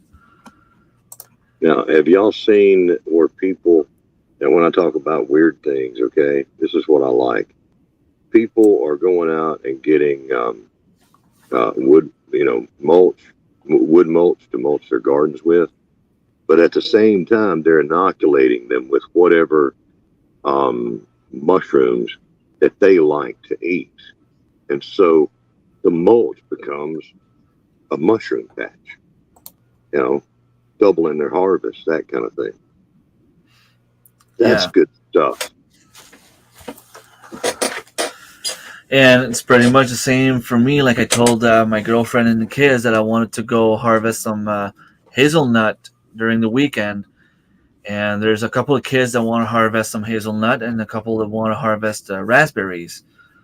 So we're going to be pretty much on the same side of the road. Just some of us will be a little bit further in the woods, a few feet further in the woods, and we might see mushrooms there as well. So it's, it's always we try to do the best of everything we do. The other day I went blueberry picking with my daughter, and on our way back we stopped a few brooks and fished some brook trout. That's good stuff. Yeah, and it's fun. That's what I mainly do. Uh, That's what I mainly do. I mainly forage. I don't. My gardening is not that much this year. I'm hoping to pick it up. I'm actually hoping to get it going again now and carry it over some through the winter. But next spring to be the year that I really get my garden going. This year and previous has been mainly just wandering around eating my blackberries, picking blackberries like a demon, and strawberries and blueberries. But I don't forage mushrooms. Who is it? The little house in the big woods. She does a lot of foraging. Yeah. And you have shown a lot of foraging out there. You're out there picking fiddleheads and spruce tips and everything else, and you've got a lot of resource there for that. Yeah, and there's a lot of stuff that's why I don't understand why so many people go without food. So many people are hungry, and if you want to fight hunger, I mean, there's food all over the place. It's just a matter of go find a computer in the library or something if you can't afford one. Go do your research online. Get someone that knows what they're talking about to show you at least. There's food right there. I mean, you can eat lion, you can eat. Remy, I actually learned about spruce tips was from you. When you did that video about it, I'm like, what the hell's a spruce tip? I think I even left you a comment like, something like, I've never seen this before. I've never heard of a spruce tip until I saw your video, and I'm like, ferns. I'm like, oh, it's like, because in my yard in the wooded area, I have ferns all over the place. And I've never thought of actually. Now, is it like a mushroom type thing, or is it just any fern? For the spruce tips, I think there's one that's poisonous. One tree that's poisonous. What's it called now? Is it a hoop? You? What? Yew, yeah. The yew is poisonous. So But how the the hell other do I ones, know what I have? well, I know I don't have any here in New Brunswick. I guess you would need to make sure of what you have. If you have a spruce or Because I have a lot of ferns. And I think they're fine. I think those would be fine. Just make sure they're not what Robert said there. If you can identify, I mean, there's probably a bunch of resources online that you can be sure that you're not harvesting the wrong thing. Now, see, he's talking about two different things, John. We got one that's a spruce tree, right? Yeah. A spruce tree. And then he's got the ferns. The ferns are different. Yeah. Okay, the fiddleheads, you mean? Yeah, the fiddlehead. Yeah. Okay, the fiddlehead. In the video I've done, I explain everything, like how to look and make sure you have the right one. If it has hair on it, it's definitely not good. If it's started rolling, it's not good. The right ones will have like little kind of paper brownish thing on them. And if you look at my video again, you'll see what I mean. Like I'm showing exactly what it is. Like they're shelling out of the shell kind of thing, like the brown. Yeah, it's not all around it because it starts falling off as soon as it comes out of the ground. But you'll see it's like a paperish brown little thing. And then if you look at the stem, there's a U shape on the stem and there's no hair at all. I'll have to look for it next spring. Yeah, because some people are telling me that it tastes pretty much the same as asparagus. That's what I heard you say. Yeah. And I tried asparagus for the first time this year. It does taste similar. I find fiddleheads are more soft. They're not as chewy as asparagus. And with And seafood, fish. Robert, I did receive a message from one of the guys that said, "Thank you for the trip. We're getting paid." So I'm assuming we had a really good day. That's Awesome. good. Yeah, I'm assuming we had a good day because they just finished unloading the boat. So I wish I could get up there and fish with that man or any of y'all, but you know, John's out there going for tuna and it's like lobsters and crabs and you know everything you could want to eat out of the ocean. I'm going And again tomorrow morning. 5 a.m. I'll be out there again tomorrow morning. you're good. You can do that. I'll be sitting here not fishing. Ugh. I'm actually going to actually try to find some way. See, the thing that sucks is making videos with a phone.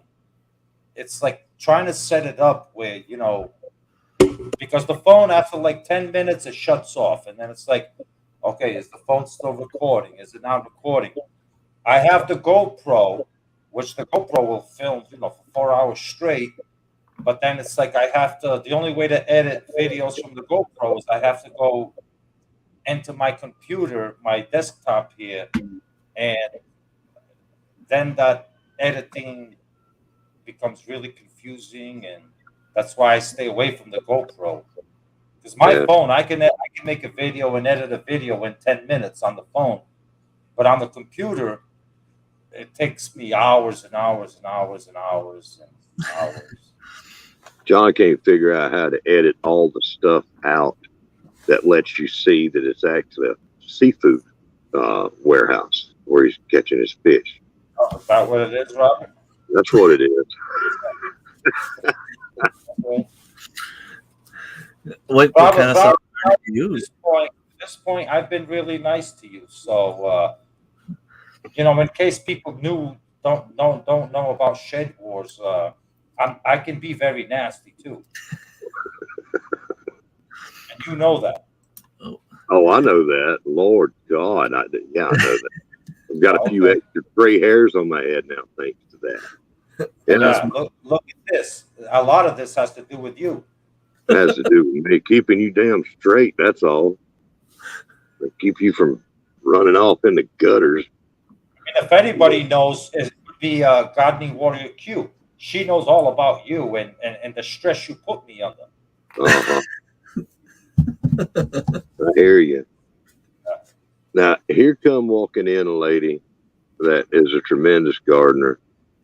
I'll tell you what, that's where to begin Homestead. That woman is, she's a gardener and a homesteader. She's in the business to make some food for her family. She ain't playing. She is not playing. Tammy, she's got it down. She's a very good gardener. Willie Rowe Marsha, be nice. Yeah, okay. Uh-huh. Yeah, I wonder how mackerel got in our river.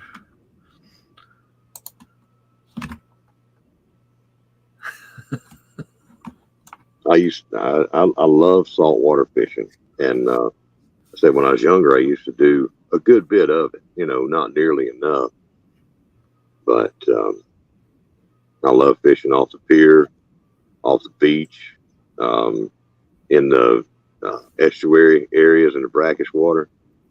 No, I put Robert through stress. I don't put Robert through nothing. Robert does it to himself because Robert's guiding a powder puff team.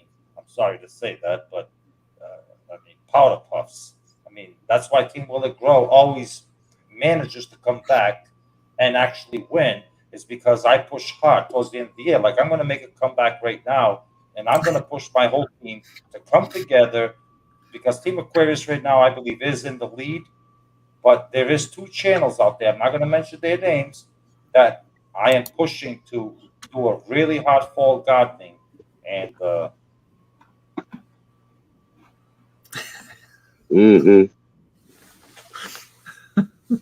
It's a team effort, and I've got some good team members. See, I've done taken the old captain has done taken a couple of cannonballs to the chest, and so I'm glad that it is a team effort. You know, uh, One of the reasons why I always pick the ecocentric homestead is I can rely on that man every year for at least £1,000 a year. 1,000 pound. no, I thought for sure 1,000 pound was like the minimum requirement to be part of Shedwars, and now I realize that it's It's a team effort. No, it's a team effort. whatever But you I can can do. rely on ecocentric homestead. He does Jada.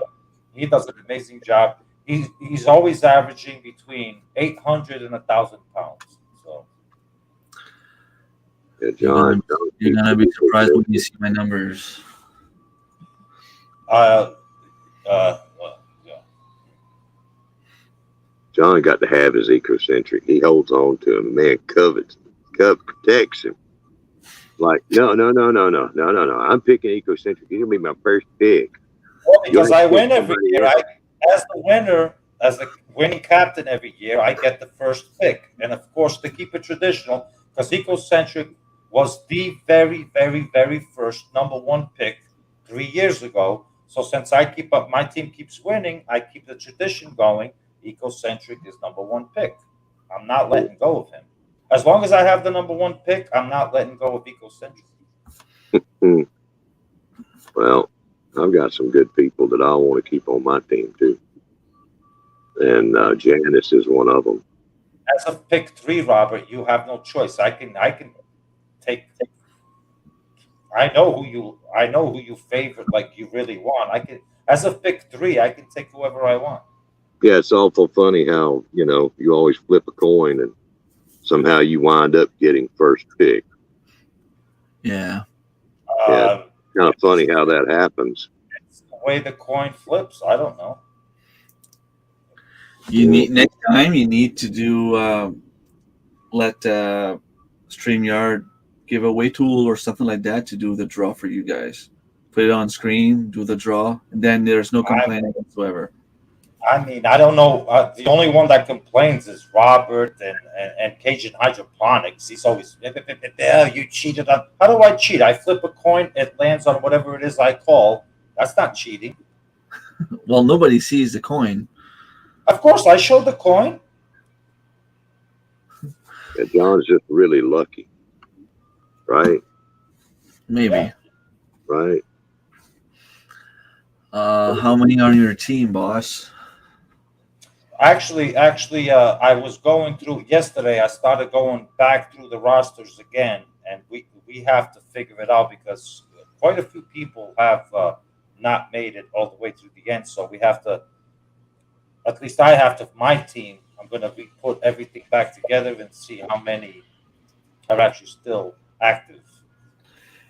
And I'm gonna ask you guys a question because it's something that I see on other people's video. In your video where you said you talked about the rules, you had you needed Shedwars Global Gardening 22G in the title, and then you needed specific hashtags. And I see a lot of people that have different titles. They don't have those exact words in the title, and they don't have those exact hashtags, or they will put straightly the hashtag Shedwars Global Gardening 22G in the title. So, at some point, is anyone gonna? Am I wrong by thinking that this is not the way to do it, or are they simply gonna lose what they have because they're not doing it the right way? Or are you guys not gonna worry about that kind of stuff at all? Well, that's a big This question. that's this year. Me and Robert, we talked about that right from the beginning, and one of the most, believe it or not, the most difficult thing that a lot of folks have a hard time with is the simplest thing. It's absolutely the simplest thing, and it's the one thing that a lot of people have a really hard time with.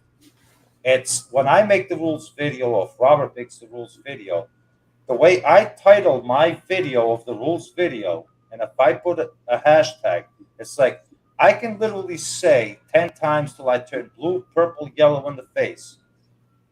Do you see the way I titled my video right here? This is exactly how you should do yours for it to count. And you would be amazed that out of 100 people, 99 of them will not do it the way that I just said. It's unbelievable. It blows my mind too. I'm It's hoping like, I'm doing it right. oh, I yeah, you mean, do. But I mean, it really, and you know, you guys may be thinking, oh, Jesus, we are serious. When we don't have a conversation, it's like, wow, it's like we said just like the way mine is, and it's like, I don't know. But we're going to be very lenient this year. We're not going to give people too much of a hard time. yeah, it's something that that is a great frustration for us because we put so much of our energy into it. We break it down so simple. We want everybody to be the same. It's because it helps with the algorithm. It helps all of our channels. If it's if we're all using the same hashtag, the correct titles and everything. We're not the smartest, the people in the world here with this stuff, but we're trying to make it best for everyone. And for some reason, it's just a human factor that people just ain't doing it right. And then it's like, No, and that's where the can't complaints. figure it out. Yeah, and that's where the complaints come. Is like, oh, I'm not getting any views. Why is nobody view? Well, just the notifications. That hashtag. Like, when I search for specific Shedwars videos, I type in the hashtag Shedwars Global Gardening 22. And then boom, everybody that uses that hashtag, it's like 300 videos show up in front of me. Okay. Oh, I haven't seen this one. I haven't seen this one. Haven't seen this one. So I don't go necessarily as channel by channel, but usually Saturday mornings is I'll sit here at 4 o'clock in the morning with my coffee, hashtag Shedwars Global Gardening, and boom, okay, here's the new ones, and then I'll use the filters. Okay, in the past week, and it shows me everything that's brand new in the past week, and then I'll go through and I view and I watch.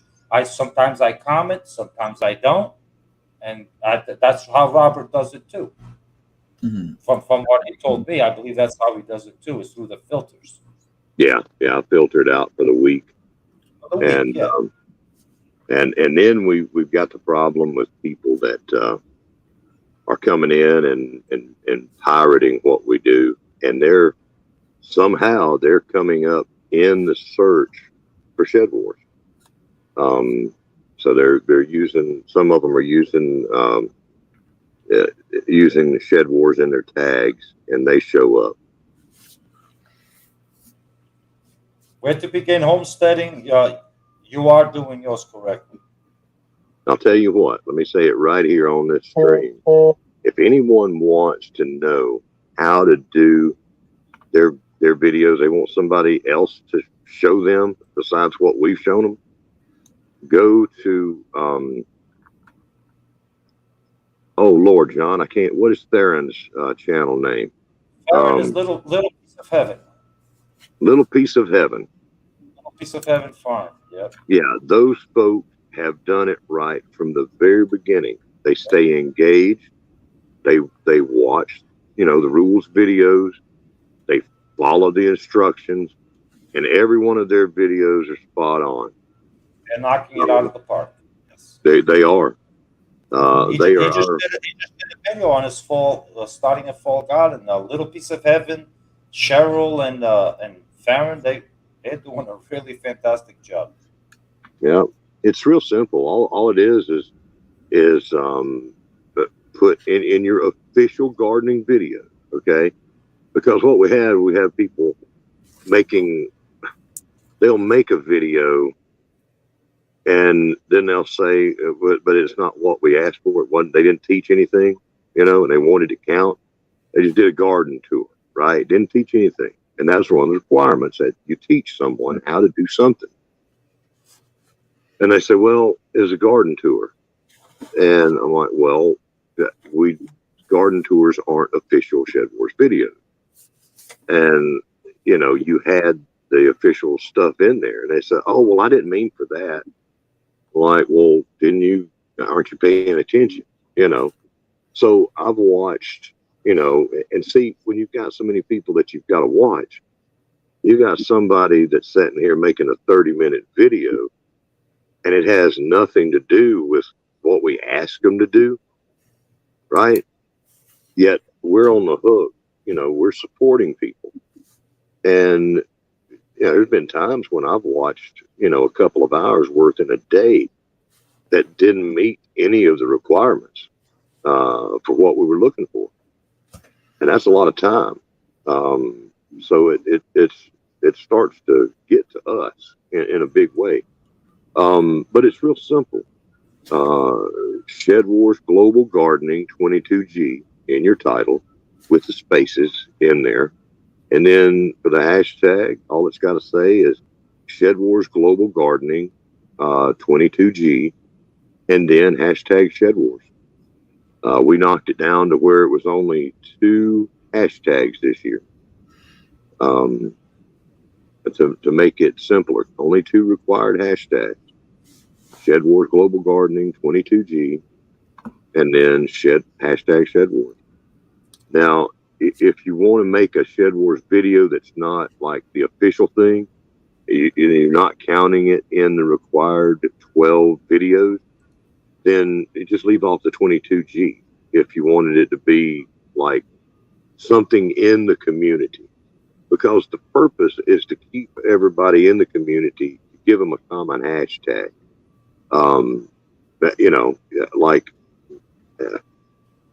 You can even do weigh-in video, but just don't make it a 22G, because the 22G part is what we're looking at for required videos. It's so anyhow, it's a little complicated, but just a little, Yeah, But the G basically just says that you're making that video. Is the G Official. stands for gardening. It stands for official. But you can make a cooking video and Shed Wars cooking. There's a hashtag. We start Shed Wars cooking, and that goes Shed Wars canning or Shed Wars crafts or and you still belong to the Shed Wars community, but it's a library of different things. Yeah. But G just means that okay, this one is for my official gardening video. So the G is just to separate all of your Shed Wars videos from everything else that you're doing that you wanted to go into the library. Because as a member of Shed Wars, we want to see your canning videos and your quilting videos if you quilt. Just use the proper hashtag, and it goes into an official Shed Wars library of Shed Wars cooking, Shed Wars foraging. There's the hashtags for it. Robert made a video about all the different hashtags.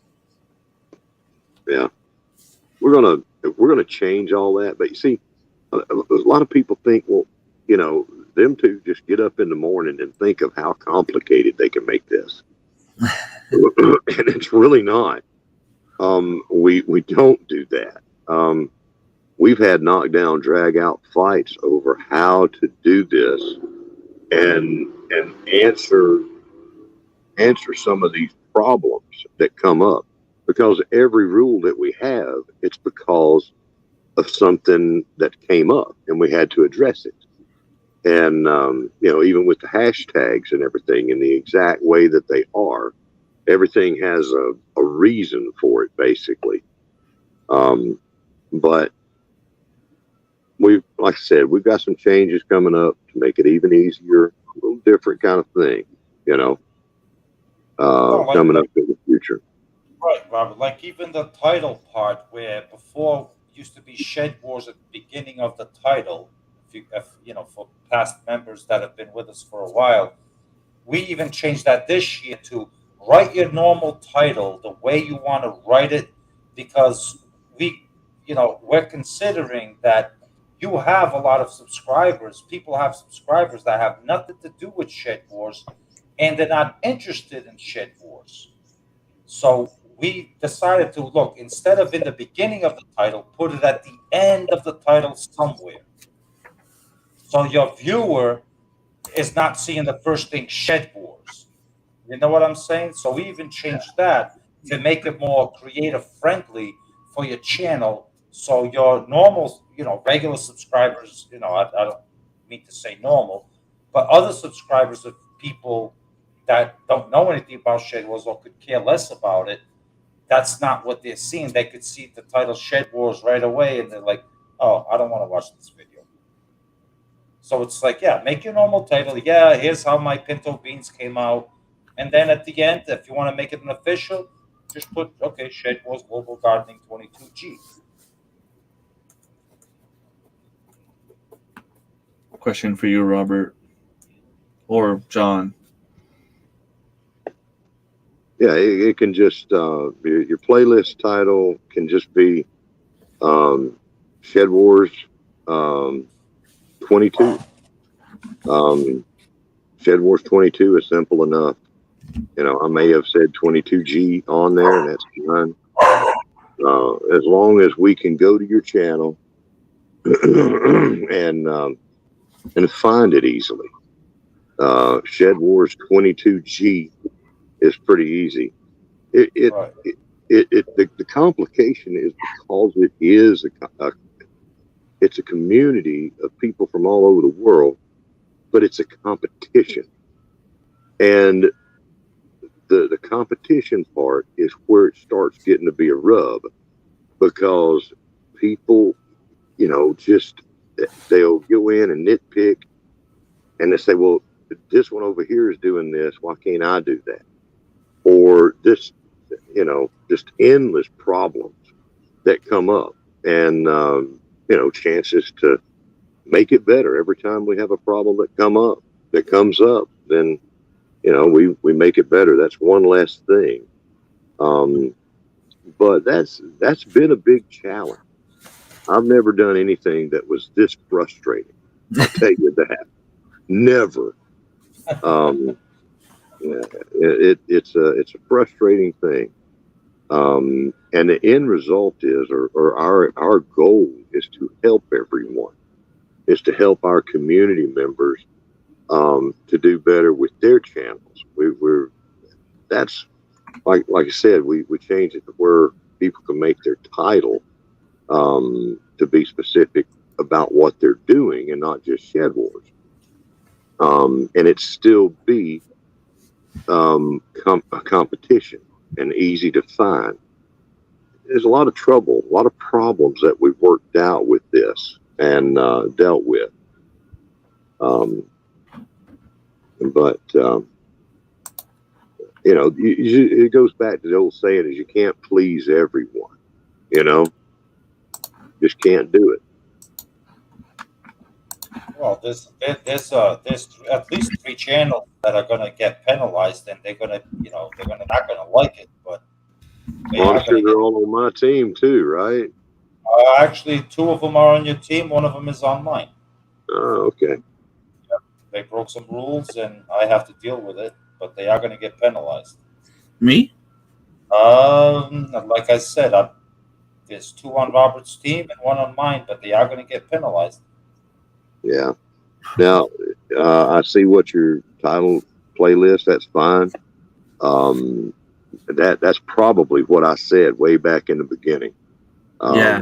And that's fine. I probably said 22 NHG. So that's fine. But for whatever reason, people just can't seem to get on board with everything. The same way we are going to be more lenient this year with things. There's some people that can't get the technical part of it. They keep putting a space in their hashtags, right?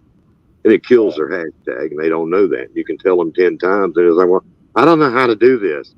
I'm like, okay, it's no problem, And Robert's not joking. And Robert's not joking either.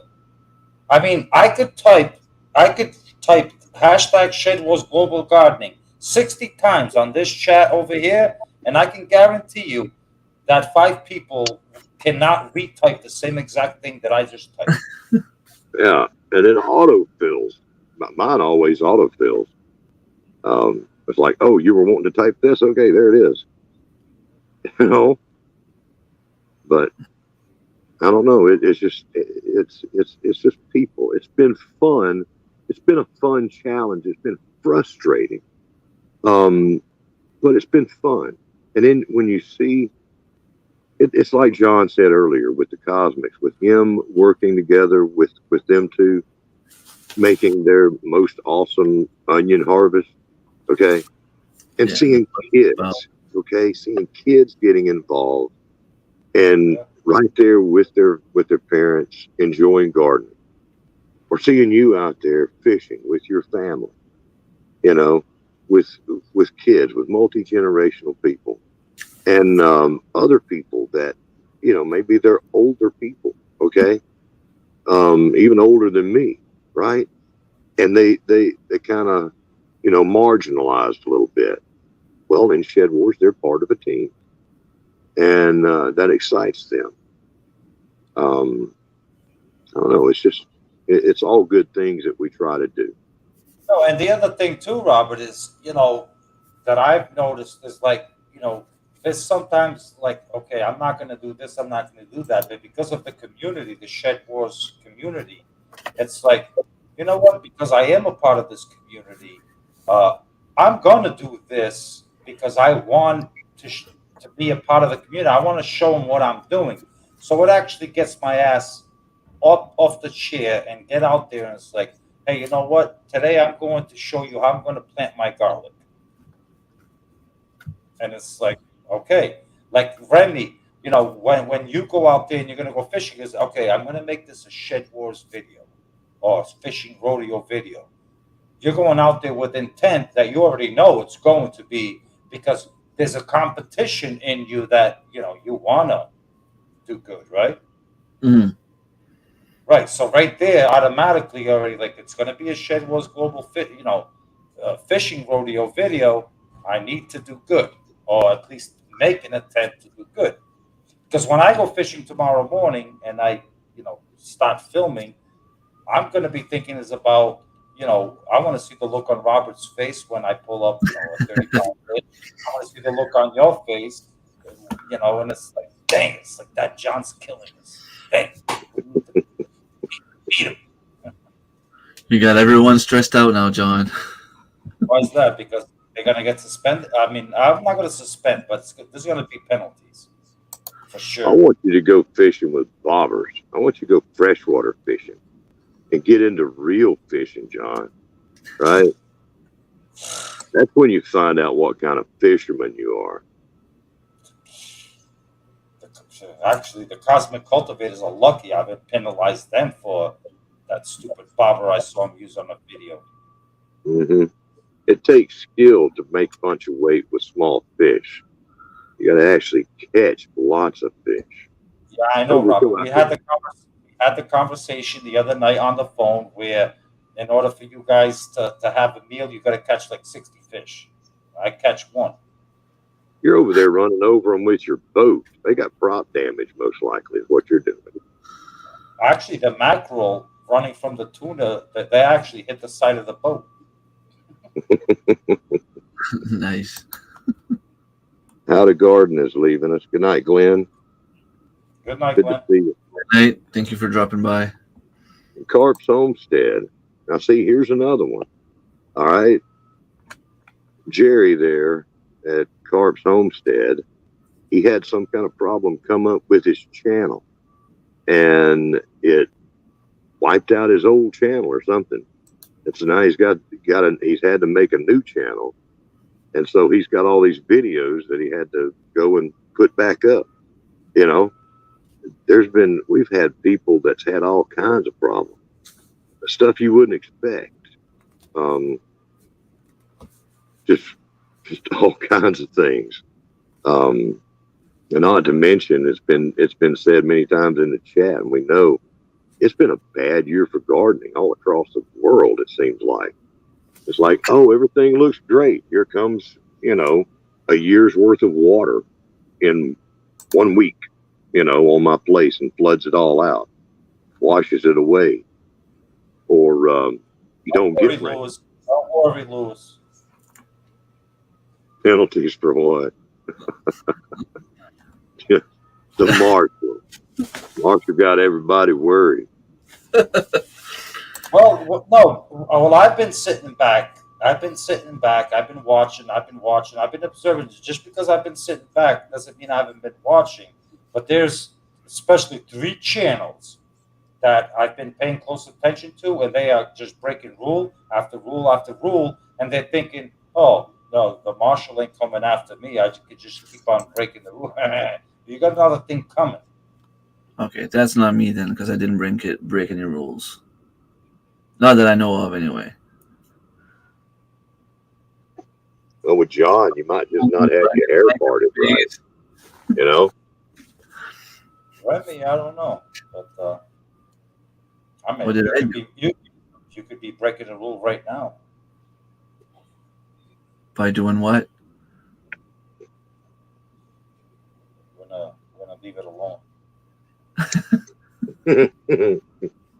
Well, John, there's 3 channels that have gone rogue, and they think they can just do, just like I'm not paying attention. Okay. Now, see, we got That video will be coming out soon. Janice. All right, Janice she got flooded. 2 rows of 100 foot of lettuce wiped out. That's not counting everything that she went through during the winter with her greenhouse and everything she had in there being destroyed, right? And she's probably breaking a rule by act of God, not preventing an act of God that John would penalize her for, I would not penalize Janice. No, I did see what she went through, but I would not penalize her because she's pretty good. She follows the rules, and I think she's scared shitless of me, but she's good. So Janice, she does follow. That's too bad. We've learned a lot, and next season it's going to be something else that'll be new, but we've got most of the bugs worked out of it now. I think we only have to do very small changes to anything. What rules you broke? Q, I don't know. Or actually, I do know. Just waiting for John to do his thing. I promised him I wouldn't say anything. All right, Robert, we did discuss those 3 channels I'm talking about, and you agreed that they are out of control. Mm-hmm. So I don't care if 2 of them are on your team. You kind of fought for one of them, like no. Oh yeah. I'm fair. He's very fair with his own team. Yes. Whether they scream, "Oh, it's not fair! You penalized me! This, that." You keep complaining, and I'll suspend you. Well, and yes, for you folks in the chat, yes, I am the marshal, and I do have the authority to suspend people from Shedwars. Hello, Tracy. We're having fun.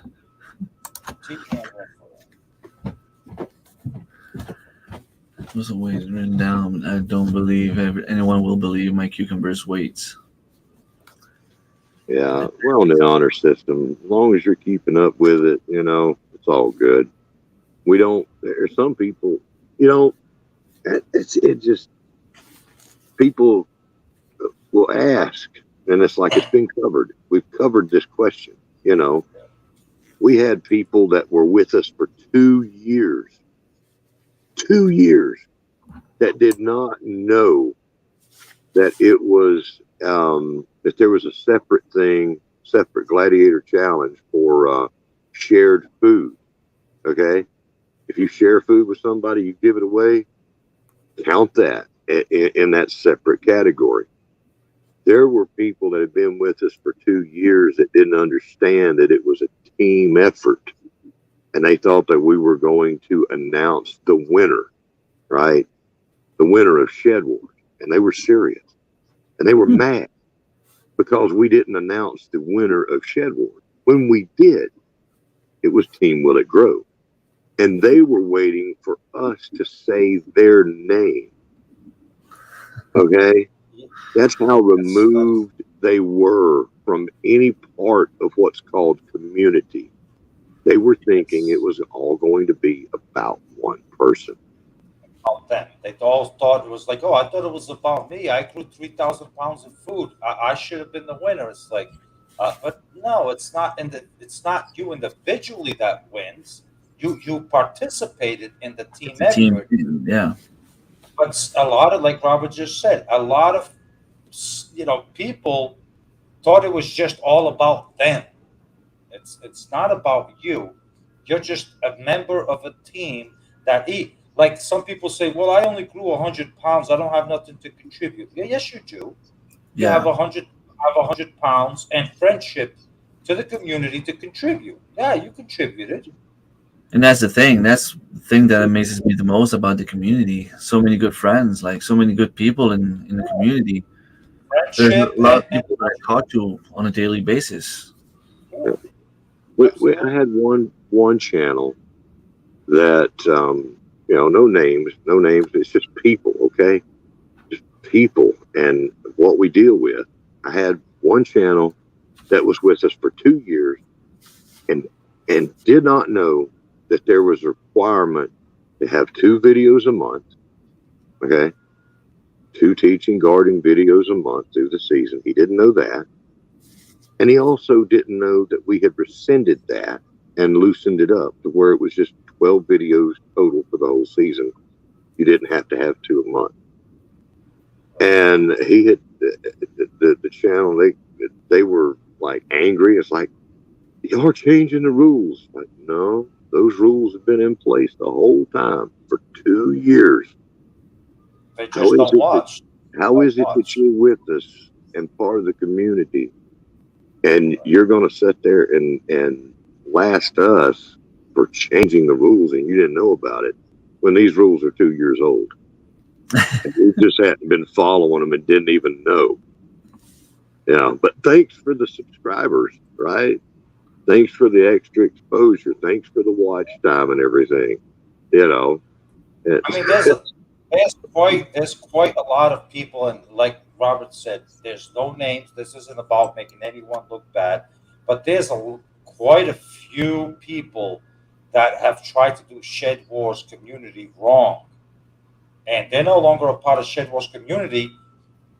And there's a lot of active Shed Wars members right now that have no idea that they tried to like backstab the Shed Wars community. I'll leave it at that. I'm not going to mention any names, but there is quite a few channels that literally tried to sabotage this community, and people just don't know about it. And they're still out there. And it's still out there, but me doing it. Quiet about it because it's not about, oh, I'm going to put this person on, throw it out there. That no, it is what it is. We just got the thing where we're trying to stay in our lane, Yeah. and we tried. So, but it's a good thing. What we're doing is a good thing. It's about gardening and a community of gardeners all over the planet, joining together. It's real simple. Hey, it's again, it's a human thing, and it's not just Shed Wars. It's anything. If there's something that's of value, something that's a good thing, you'll see people fighting over it. Okay. Yeah. It's part of the human condition. You never see people fighting over a pile of dog crap, right? You might see one of them run up and say, hey, that's mine. You don't touch it. Anybody else that comes around says, oh, you want it? Okay, that's yours. You just go have fun with it. Do whatever you're going to do. Nobody wants to touch that. But if it's something of value, you'll know that if you've got something of value, it's because somebody else wants it, or they're upset somehow, and really it's kind of a ragged thing that we do. We just doing what we can, trying to iron out all the little things. But it's still a pretty good thing. We have a lot of channels that have come through us and gained more exposure, simply because they're part of the community. That's not the goal. It's one of the fringe benefits of being part of any community, Mhm. and Shedwars is a community. And we do try to get everybody on the same page with the algorithm so that it helps their videos. At one time, we had like the number 2 or the number 1 Yes. hashtag. What Yeah. was it? Had the number 2 year 1. We had the number 2 most searched hashtag in all of YouTube, and there was like I think 88 million lookups. Yeah. That was Awesome. amazing. Shed Wars, yeah, hashtag Shed Wars. And then in year 3, it did fall to like 60 or 56 million hits. So the hashtag Shed Wars gets hit a lot. And this is why when people don't use the hashtags correctly, they're missing out on the views. Is because that hashtag, it's the biggest global gardening collaboration on YouTube. And this is what a lot of people don't understand, is that what Shedwars started as a joke between, 2 idiots. You got one in Arkansas, one on Cape Cod, and you have the oldest idiot down in Alabama, a hillbilly. Uh, it actually became, the hashtag became really, really big. And we did it with the help of every single person that joined from day one. That's right. It wasn't just be Robert and Mark, starting it off. Yeah, we started it off, but we decided that, hey, let's bring other people in, other channels in, and the whole point was, I don't know if Robert already told you guys, but the whole point was to try to help my channel. I had 28 subscribers, and here I was just blabbing my mouth, and yep, I was confident. I'm confident in my gardening skills, and then these 2 idiots come, you know, try to pick a fight with me. And 3 years later, my team has won 3 years in a row. So I don't know. Yeah, It is what it is. somehow this jackwagon up at Cape Cod does know how to grow food. He knows how to catch it. Well, he knows how to grow pepper and onions for sure. I bet he Yeah. can't shoot straight. I bet he can't take him out in the woods with a gun, and we ain't gonna bring back no deer if they're counting on him. I bet. Of course, I ain't trooping around in the hills neither. Not anymore. Oh, Yeah. but yeah, he knows how to garden. And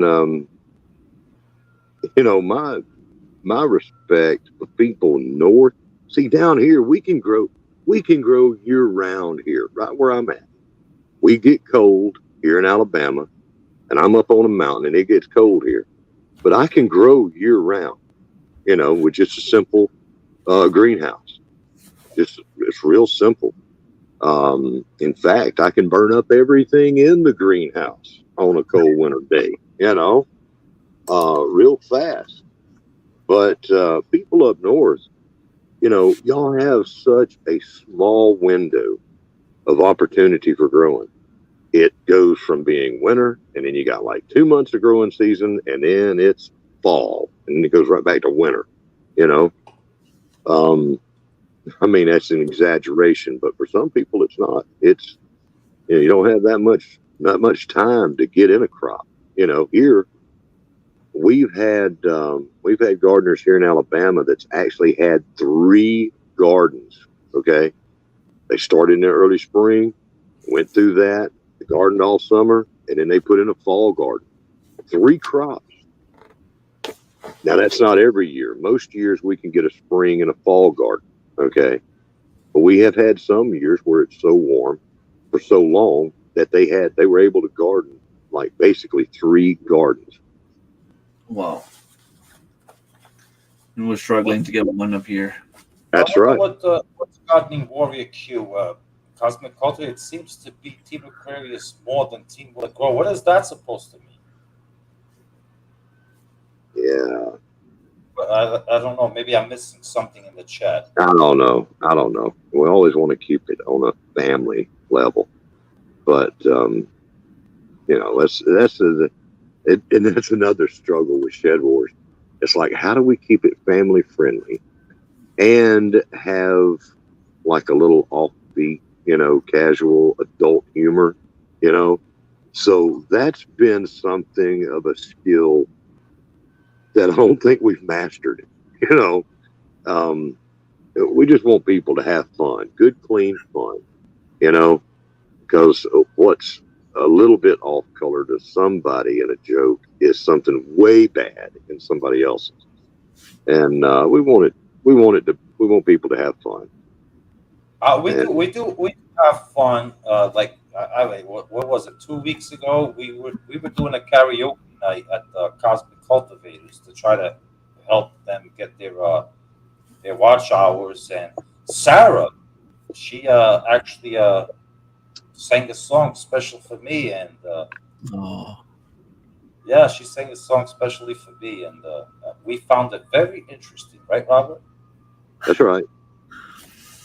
It was good stuff. It is good Yeah. stuff. John hit on something earlier, talking about how it's a for him and for me and for the other people. It gives us something else to do. You're sitting there thinking. I remember the first couple of years, the first year especially. It's like, oh my God, what am I going to do? I've got to make a Shed Wars video. What am I going to teach? You know, and you start getting into a struggle. It's like, you know, what am I going to do? I got to have something. You know, so it's something that you look forward to, and it's something it's a challenge. You know, yeah. it gives you a challenge. And that's one of the things I like the most about Shed War so far is that it's pushing me. I'm learning from other people, but I'm also learning from myself because I realize that, hey, I know more than I thought I did. And Right, right, and you actually get to a comfort level where you're like, and that's one of the things too that I tried to push, and I spoke to several people behind the scenes. It's like do something like to make yourself like at ease with making your videos. It's like do a series like I did an onion series last year. I mean that threw off a lot of pressure off of me. It's like I'm gonna teach how to grow onions from start to finish. That right there was like 7, 8 videos in itself. It's something I wanted on the channel, and it's something that I passed along to not just the Shed Wars community members, but to anybody that now clicks on those videos. Is look, I'm going to do a series on how to grow onions, how I do it, start to finish, and boom, I'm focusing is on one thing that I know that I'm successful at, that I can grow. And I try to encourage people is like, okay, is this something that you're really good at? Like if somebody's really good at growing broccoli, I would love to see a series on start to finish because I can't grow broccoli forward. I cannot grow broccoli or cauliflower. I can't. But I would love to have a mentor in the Shed Wars community where I don't have to go outside of the Shed Wars community and look for that like an old Alabama gardener was a great teacher because he would do like, okay, this is how I plant them, this is how I start them, this is how I fertilize them. He would do like 10 videos on how to grow sweet potatoes. It wouldn't be just one video like, and I found that a very interesting way of learning is like if you want to learn, this is like a classroom. I'm not going to teach you the history of the world in one lesson. You need to come back next week and listen to chapter 2 of what I'm going to teach you. And I think that relieves a lot of pressure on people's channels if they focus. And I'm talking about Shed Wars, not telling anybody what to do on their channel. They can do whatever they want. I'm just saying is that mindset is like, okay, let me pick. Okay, I'm really good at growing potatoes. All right, I'm going to focus is on potatoes. And that's what I'm going to do for Shed Wars this year is I want to make a complete successful list and show exactly my community members how I do it, and they can choose to do it right along with me or do it their own way, whatever way. But I find that relieves a lot of stress in the video making part of it, and everything else is just a bonus. Hmm. If it makes any sense. Yes, and that's why I'm one of the things I'm trying to do is have a playlist of all the different wild tea you can have, which Yeah, is pretty much on the same, right. because there's a lot of stuff that you can use for tea. I mean, it's not something that weighs a lot. It's not something that's going to bring a lot of weight to Shedwars, but it's something But that but a it's lot of knowledge. teaching, Yeah, right? But it's teaching, exactly. And right? there's so many good benefits to drinking tea. Right. See, that's where a lot of people get confused. Is they like all they're thinking about. Let's say, oh, the weight, the weight, the weight, the weight. No, you don't worry about the weight of your potatoes or your onions or your garlic or your how much weight you can have on your zucchini. Worry about is grow it first and get good at growing it first, and then the weight part is just the fun part of we get to claim rights. Like, yeah, I'm a part of Team Will It Grow. We won. Okay, you know, the main focus is teaching. Like, somebody knows how to grow broccoli. I'd love to see a series and follow that channel. Like, okay, okay, okay, I'm watching. Okay, good. Let me try it your way. Like a mentor to me. That's the okay. I'm gonna try it like them and see if it Yeah. works. Like Gina, the Cosmic Cultivators, they copied me on the onions, and they were very successful. So that's what I was saying earlier. That to me was worth the whole series because not only did it help Gina, but anybody else that watched that, didn't say it worked for them. I certainly hope it works for them. And like I'm going to be doing a series on planting fall garlic, and are you going to see the whole video in one video? No, you're going to see me plant it, how I prepare the garlic, how I prepare the soil, and you need to come back, once a month so I can give you an Yeah. update. What I'm doing next, and far in between, I'll do other things. And if you're interested in watching, then do. If you're not, then come back in July when I harvest it. And one of the things that one of my coworkers says, and it's a good analogy for what we're talking about right now, is you plant a seed and you watch it grow. And in your case, you were doing a video on the onions. You planted the seed, and then cosmic cultivators will know how to grow them properly. Some people that watch your videos will know how to grow them properly. They will talk to other people. They will make videos, and it's going to spread. And eventually, there's going to be a lot more people that are going to know how to grow onions because of Right. you or because of them.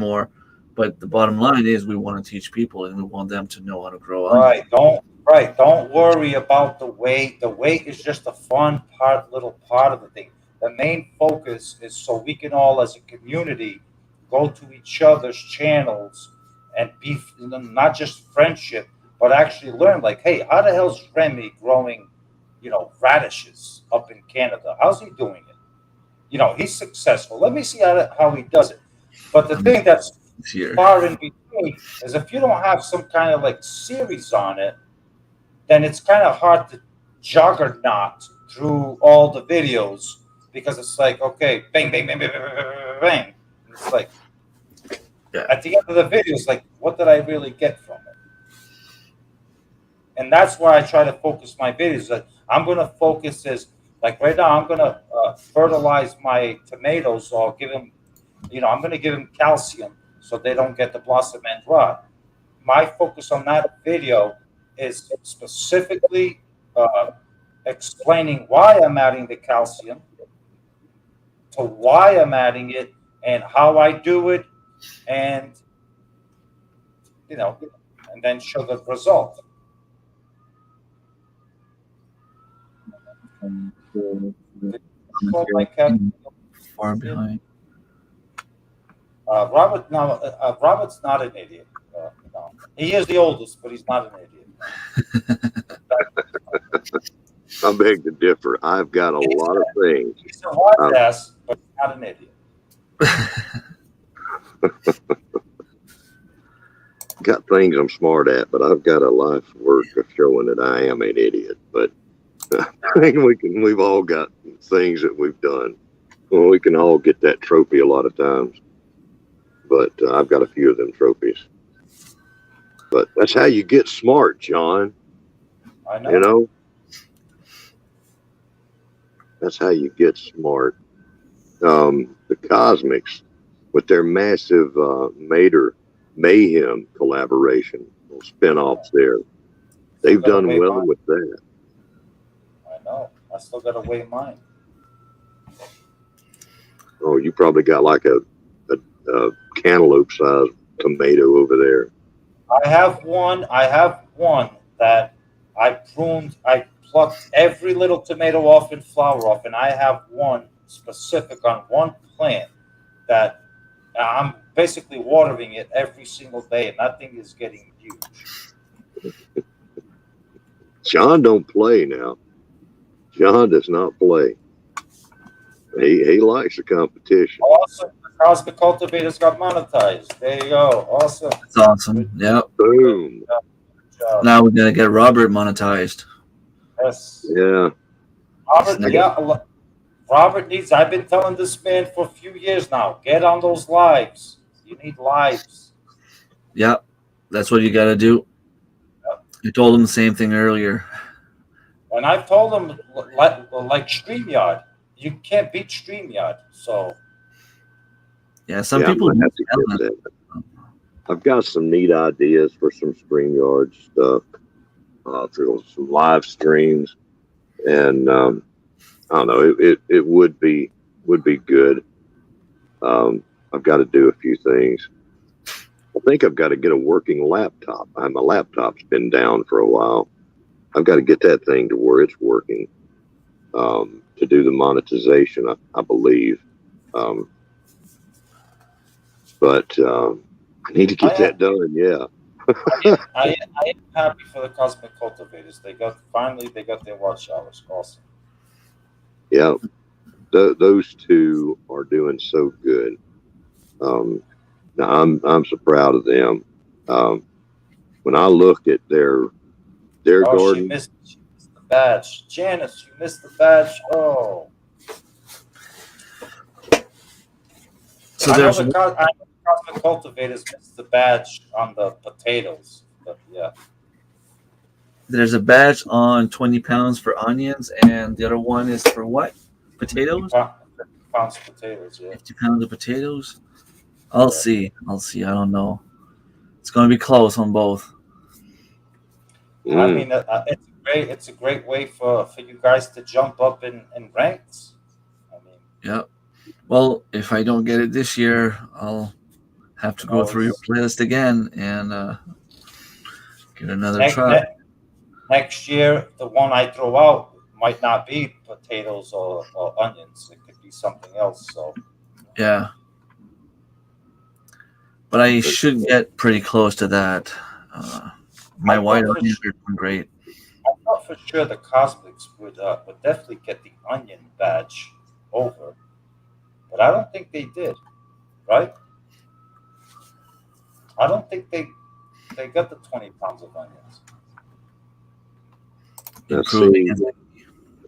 The Cosmics, with their situation, their water table is basically just below the grass, and so they have a different growing condition than a lot of people. And That's the thing, hornworm, Louis. Get rid of it. Give it to your chickens or squash it. Hornworm. the things that they can teach people, by their container growing, is a wonderful thing. Now he's saying he's going to have to make a raised bed for his root crops. That's how he's going to have to, or Jenna and Chris are going to have to deal with it to be able to do a lot of root crops. They've got to go in the raised beds because the ground is too wet. And then we've had other people that garden in the desert conditions, and out of each different channel, and their individual situations, I learned something that I didn't know before. So that when drought comes up on my place, I've already got something in place that I know how to deal with that. You know, it goes back to what I said before. It's amazing how many things I have learned from the people that we pulled in from different places. It's not like just one static channel that they're always living in one place, you know, and they're always, you know, showing the same things.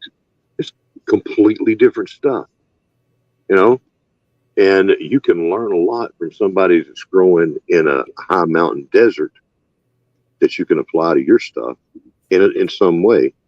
And then you learn from somebody else that's up in Canada or in South Florida or Australia, you know. Gosh, it blows my mind. Made me a better gardener. You know, Danny, Cajun Hydroponics, and Grow Something with Jeff with their hydroponics action. That is a field that so many people are going to be getting into in their houses, in their apartments. People are going to be trying to grow. What I want to see is people growing regular, like russet potatoes in their apartment. I want to see them grow potatoes inside because that is a high calorie crop. And if you can grow a 50-gallon tote full of potatoes, then you're going to help yourself, you know. There was a gardener that we had in Africa. She was right on the equator, not Zimbabwe. I forget the name of her country, but she showed, I mean, you're talking about survival gardening. She was out there peeling potatoes, you know, to make a meal, and then took the peels and just the peelings and grew a bunch more potatoes from the potato peels. My buddy Selge keeps telling me that when he was younger, his mother or grandmother would tell them to take the potato peels and just go and throw it out in the compost pile, and then in the fall she would get them to go and harvest the potatoes. That's right. My neighbor across the road did that. He said, "What is this?" Because they're kind of new gardeners, right? He said, "I've got potatoes right here in this compost pile." I'm looking at this compost pile, and he's got potato plants and tomato plants coming out all over the place. He said, "We've got potatoes. We go in here and just dig out potatoes out of this compost pile." Yeah. That's the coolest thing. And he's got a black soldier fly little factory there that he uses to feed his chickens. That's something that Jandera was doing too. She had both a mealworm farm, an earthworm farm, and a black soldier fly farm going, as well as her aquaponics and goats and things that were in the ground in Australia. It's just been such a positive, powerful experience for me to be a part of. Going back to what I said about my kids are gone, you know, they're done grown and gone. So what am I going to do? So for me, Shedwars has really been a wonderful thing for me to be a part of at this point in my life. Really has been. It's given me a lot of good people to look forward to seeing. And, you know, even people in Canada. I see Dina's question, well, not question, but the fact that you would love to have a series on potatoes. And it got me thinking. I mean, my grandfather passed away 7 years ago, so he can't tell me. But I remember when I was a kid, we would go at my grandfather's place, and he has this big field behind the house, and we would harvest potatoes, the whole family. That was before all the family fights and stuff, but we would have potatoes for the whole 9 kids. Like, I mean, my dad, uncles, and aunts, 9 of them, plus my grandparents. So he had a lot of potatoes, and I'm thinking that even though my dad was never a gardener, he probably still has some stuff that he could teach me about potatoes. And it got me thinking that maybe I should go and sit down with him and have a beer and talk about potatoes. I'm wondering what they did back in the days to have so many potatoes.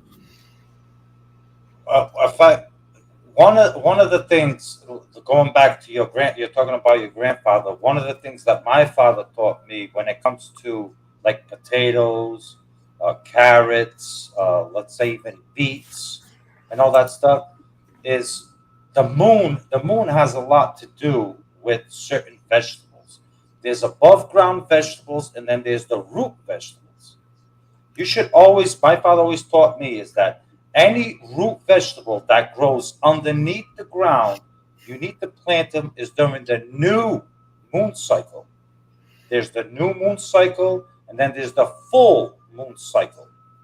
So anything that grows underground, like carrots, potatoes, and all that stuff, you plant them out is in the spring, in the first new moon cycle. And then everything above ground, when it starts getting to like May, mid-May, June, when the new moon cycle comes, then you plant the above ground vegetables. That would make So sense. because right, the moon has something to do with the moon has something to do with everything that happens on planet Earth, including, believe it or not, your vegetables. So if you're going to plant potatoes, you don't want to plant them in the new, and I mean in the full moon cycle. You don't want to plant them in the full moon. You want to plant them in the new moon cycle, which will be the first one of the year, which is around uh, late March, May, I believe. So that's one of the rules my father taught me in order to have success with those underground uh, crops. New moon, full moon. So basically, everything that goes in the ground 2 weeks before the rest. Right, exactly. Around here, I think the new moon was around 13 or 14 of June for us, which is when we should plant our stuff outside. And I did plant all my root vegetables beginning of June. New moon. So they're not done. They might get the badge after all. I still have I've eaten out of three pots, and I got one pot left. I just harvest them out of the pots as we need them. Oh, Janice, she got the potato badge. I can't wait to see it. Nice. 50 pound of onions. 50 I, pounds, 50 pounds of onions, nice. that's a lot of onions. Onions don't weigh that much. I mean, I look at my garden and I have a lot of onions, but then I start thinking like they're maybe that big. Not, I mean, they're not that big. That's awesome. So the Cosmics passed the. I got 102 pounds in total. Nice. But we don't eat a lot of onions here. I just want a few onions, peppers, and tomatoes because I want to make salsa. Well, I froze literally like 95% of my onions, and I ended up with, I think it was like 60 quart bags of onions that are all frozen and put away. We will not be buying onions for a long time. That's great. Oh, it's past midnight here. I have to get up tomorrow morning for a softball Okay, tournament. I'm gonna go so I'm to going bed to. in a few minutes. You've been Uh, on, you've been on quite a while. yeah, for a little bit more than 3 hours. It's pretty That's awesome. awesome. That's awesome. I'm gonna go through the chat just quickly here. I think I'm like 10 minutes behind. Take care, Tracy. Thank you for dropping by. Uh, that's pretty cool. Yes, we plant by the moon and it helps keep moisture away from the root crops.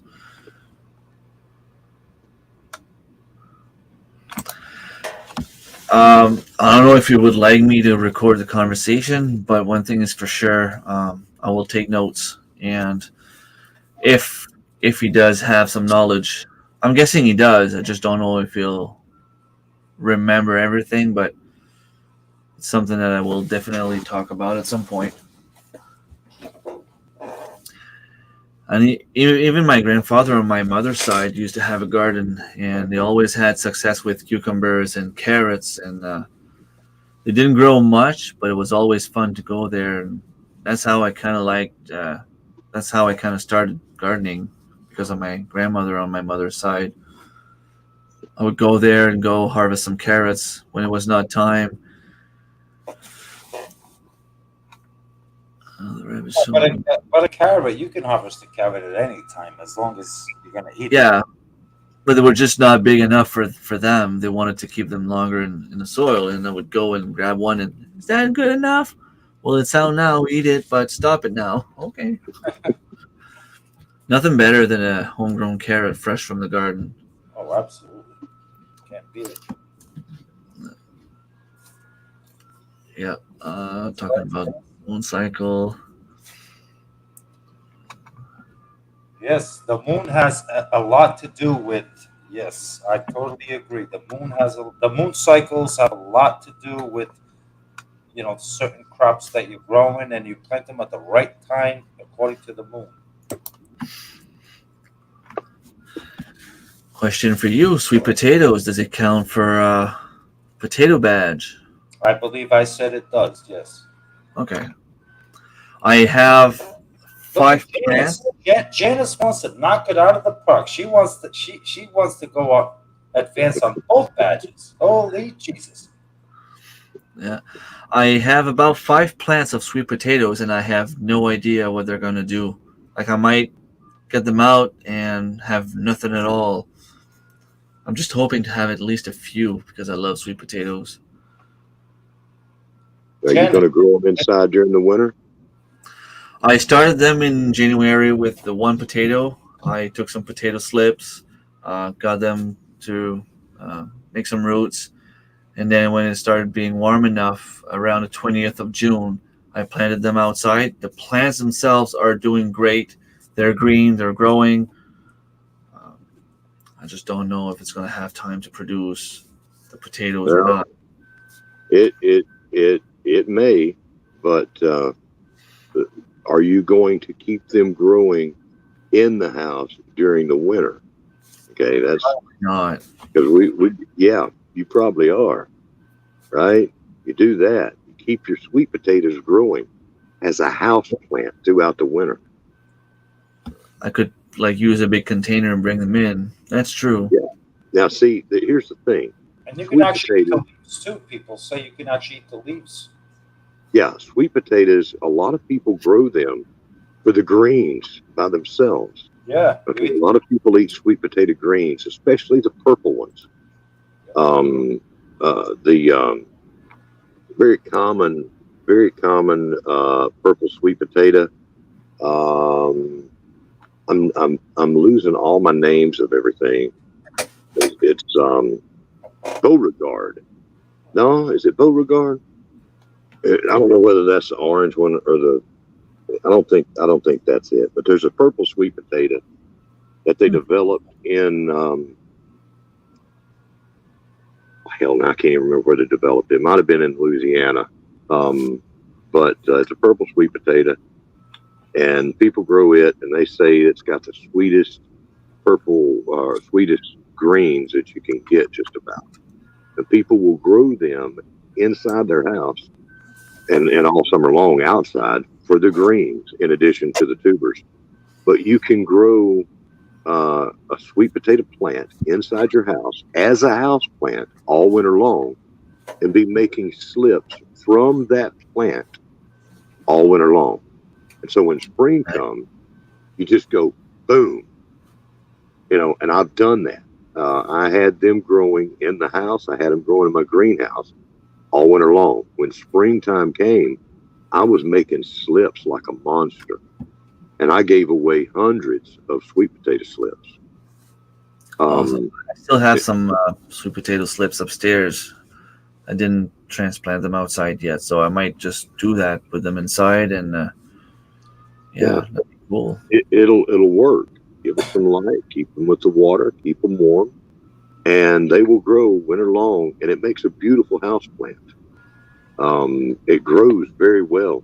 I had sweet potatoes blooming in February. Blooming. Of course, that was in a heated greenhouse.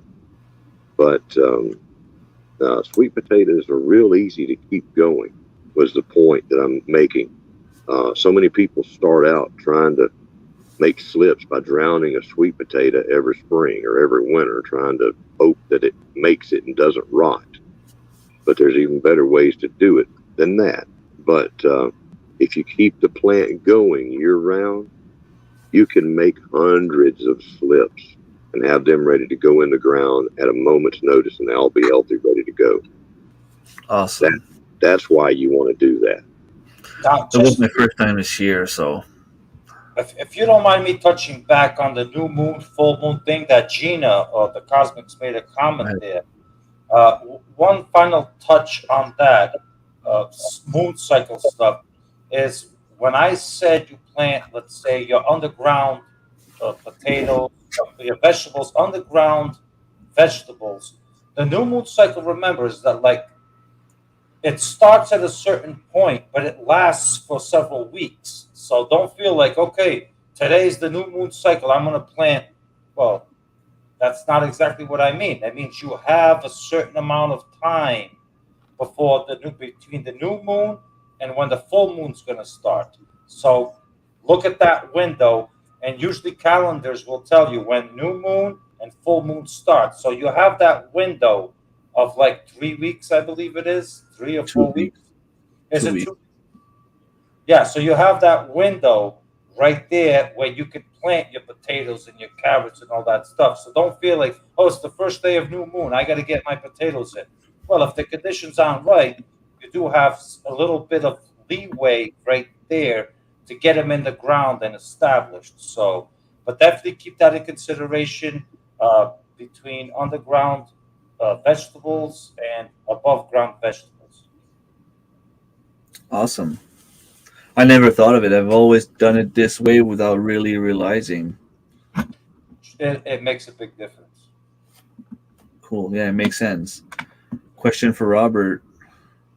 Is that a purple sweet potato Garber? It's not Gerber. It's a southern sounding name. I want to say Beauregard, but Beauregard is the common name or the name for the normal orangish sweet potatoes. I'm going to look it up real quick on Google as we're talking about this. But those purple sweet potatoes, I've given them out to so many people, and they all come back, saying, "Oh my God, these things are good." I grow it just for the green, and then they get the tubers too. Purple sweet potato. I've forgotten more than I know about stuff. Variety. All right. Well, I'm going to call it a night. Thank you both very much for being here tonight. You're welcome, Remy. And yeah, it was a good live stream. Okay. Still managed to learn some stuff. Yeah, this has been a Much fun for one. being here, everyone. Yes. Appreciate you having me on. Have a wonderful The night. name of that purple sweet potato is a Stokes, Stokes. Stokes purple sweet potato. It was patented in North Carolina. Awesome. So anyhow, Stokes.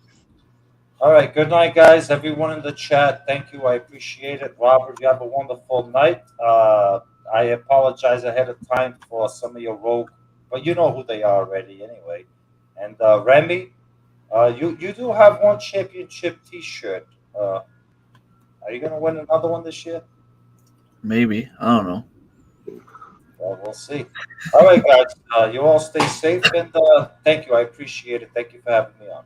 All right. See you, John. Thank you very much, everyone, for being here. Talk to you guys later. Remy, thank you for having me up. Y'all be good. All right. Take care, Robert.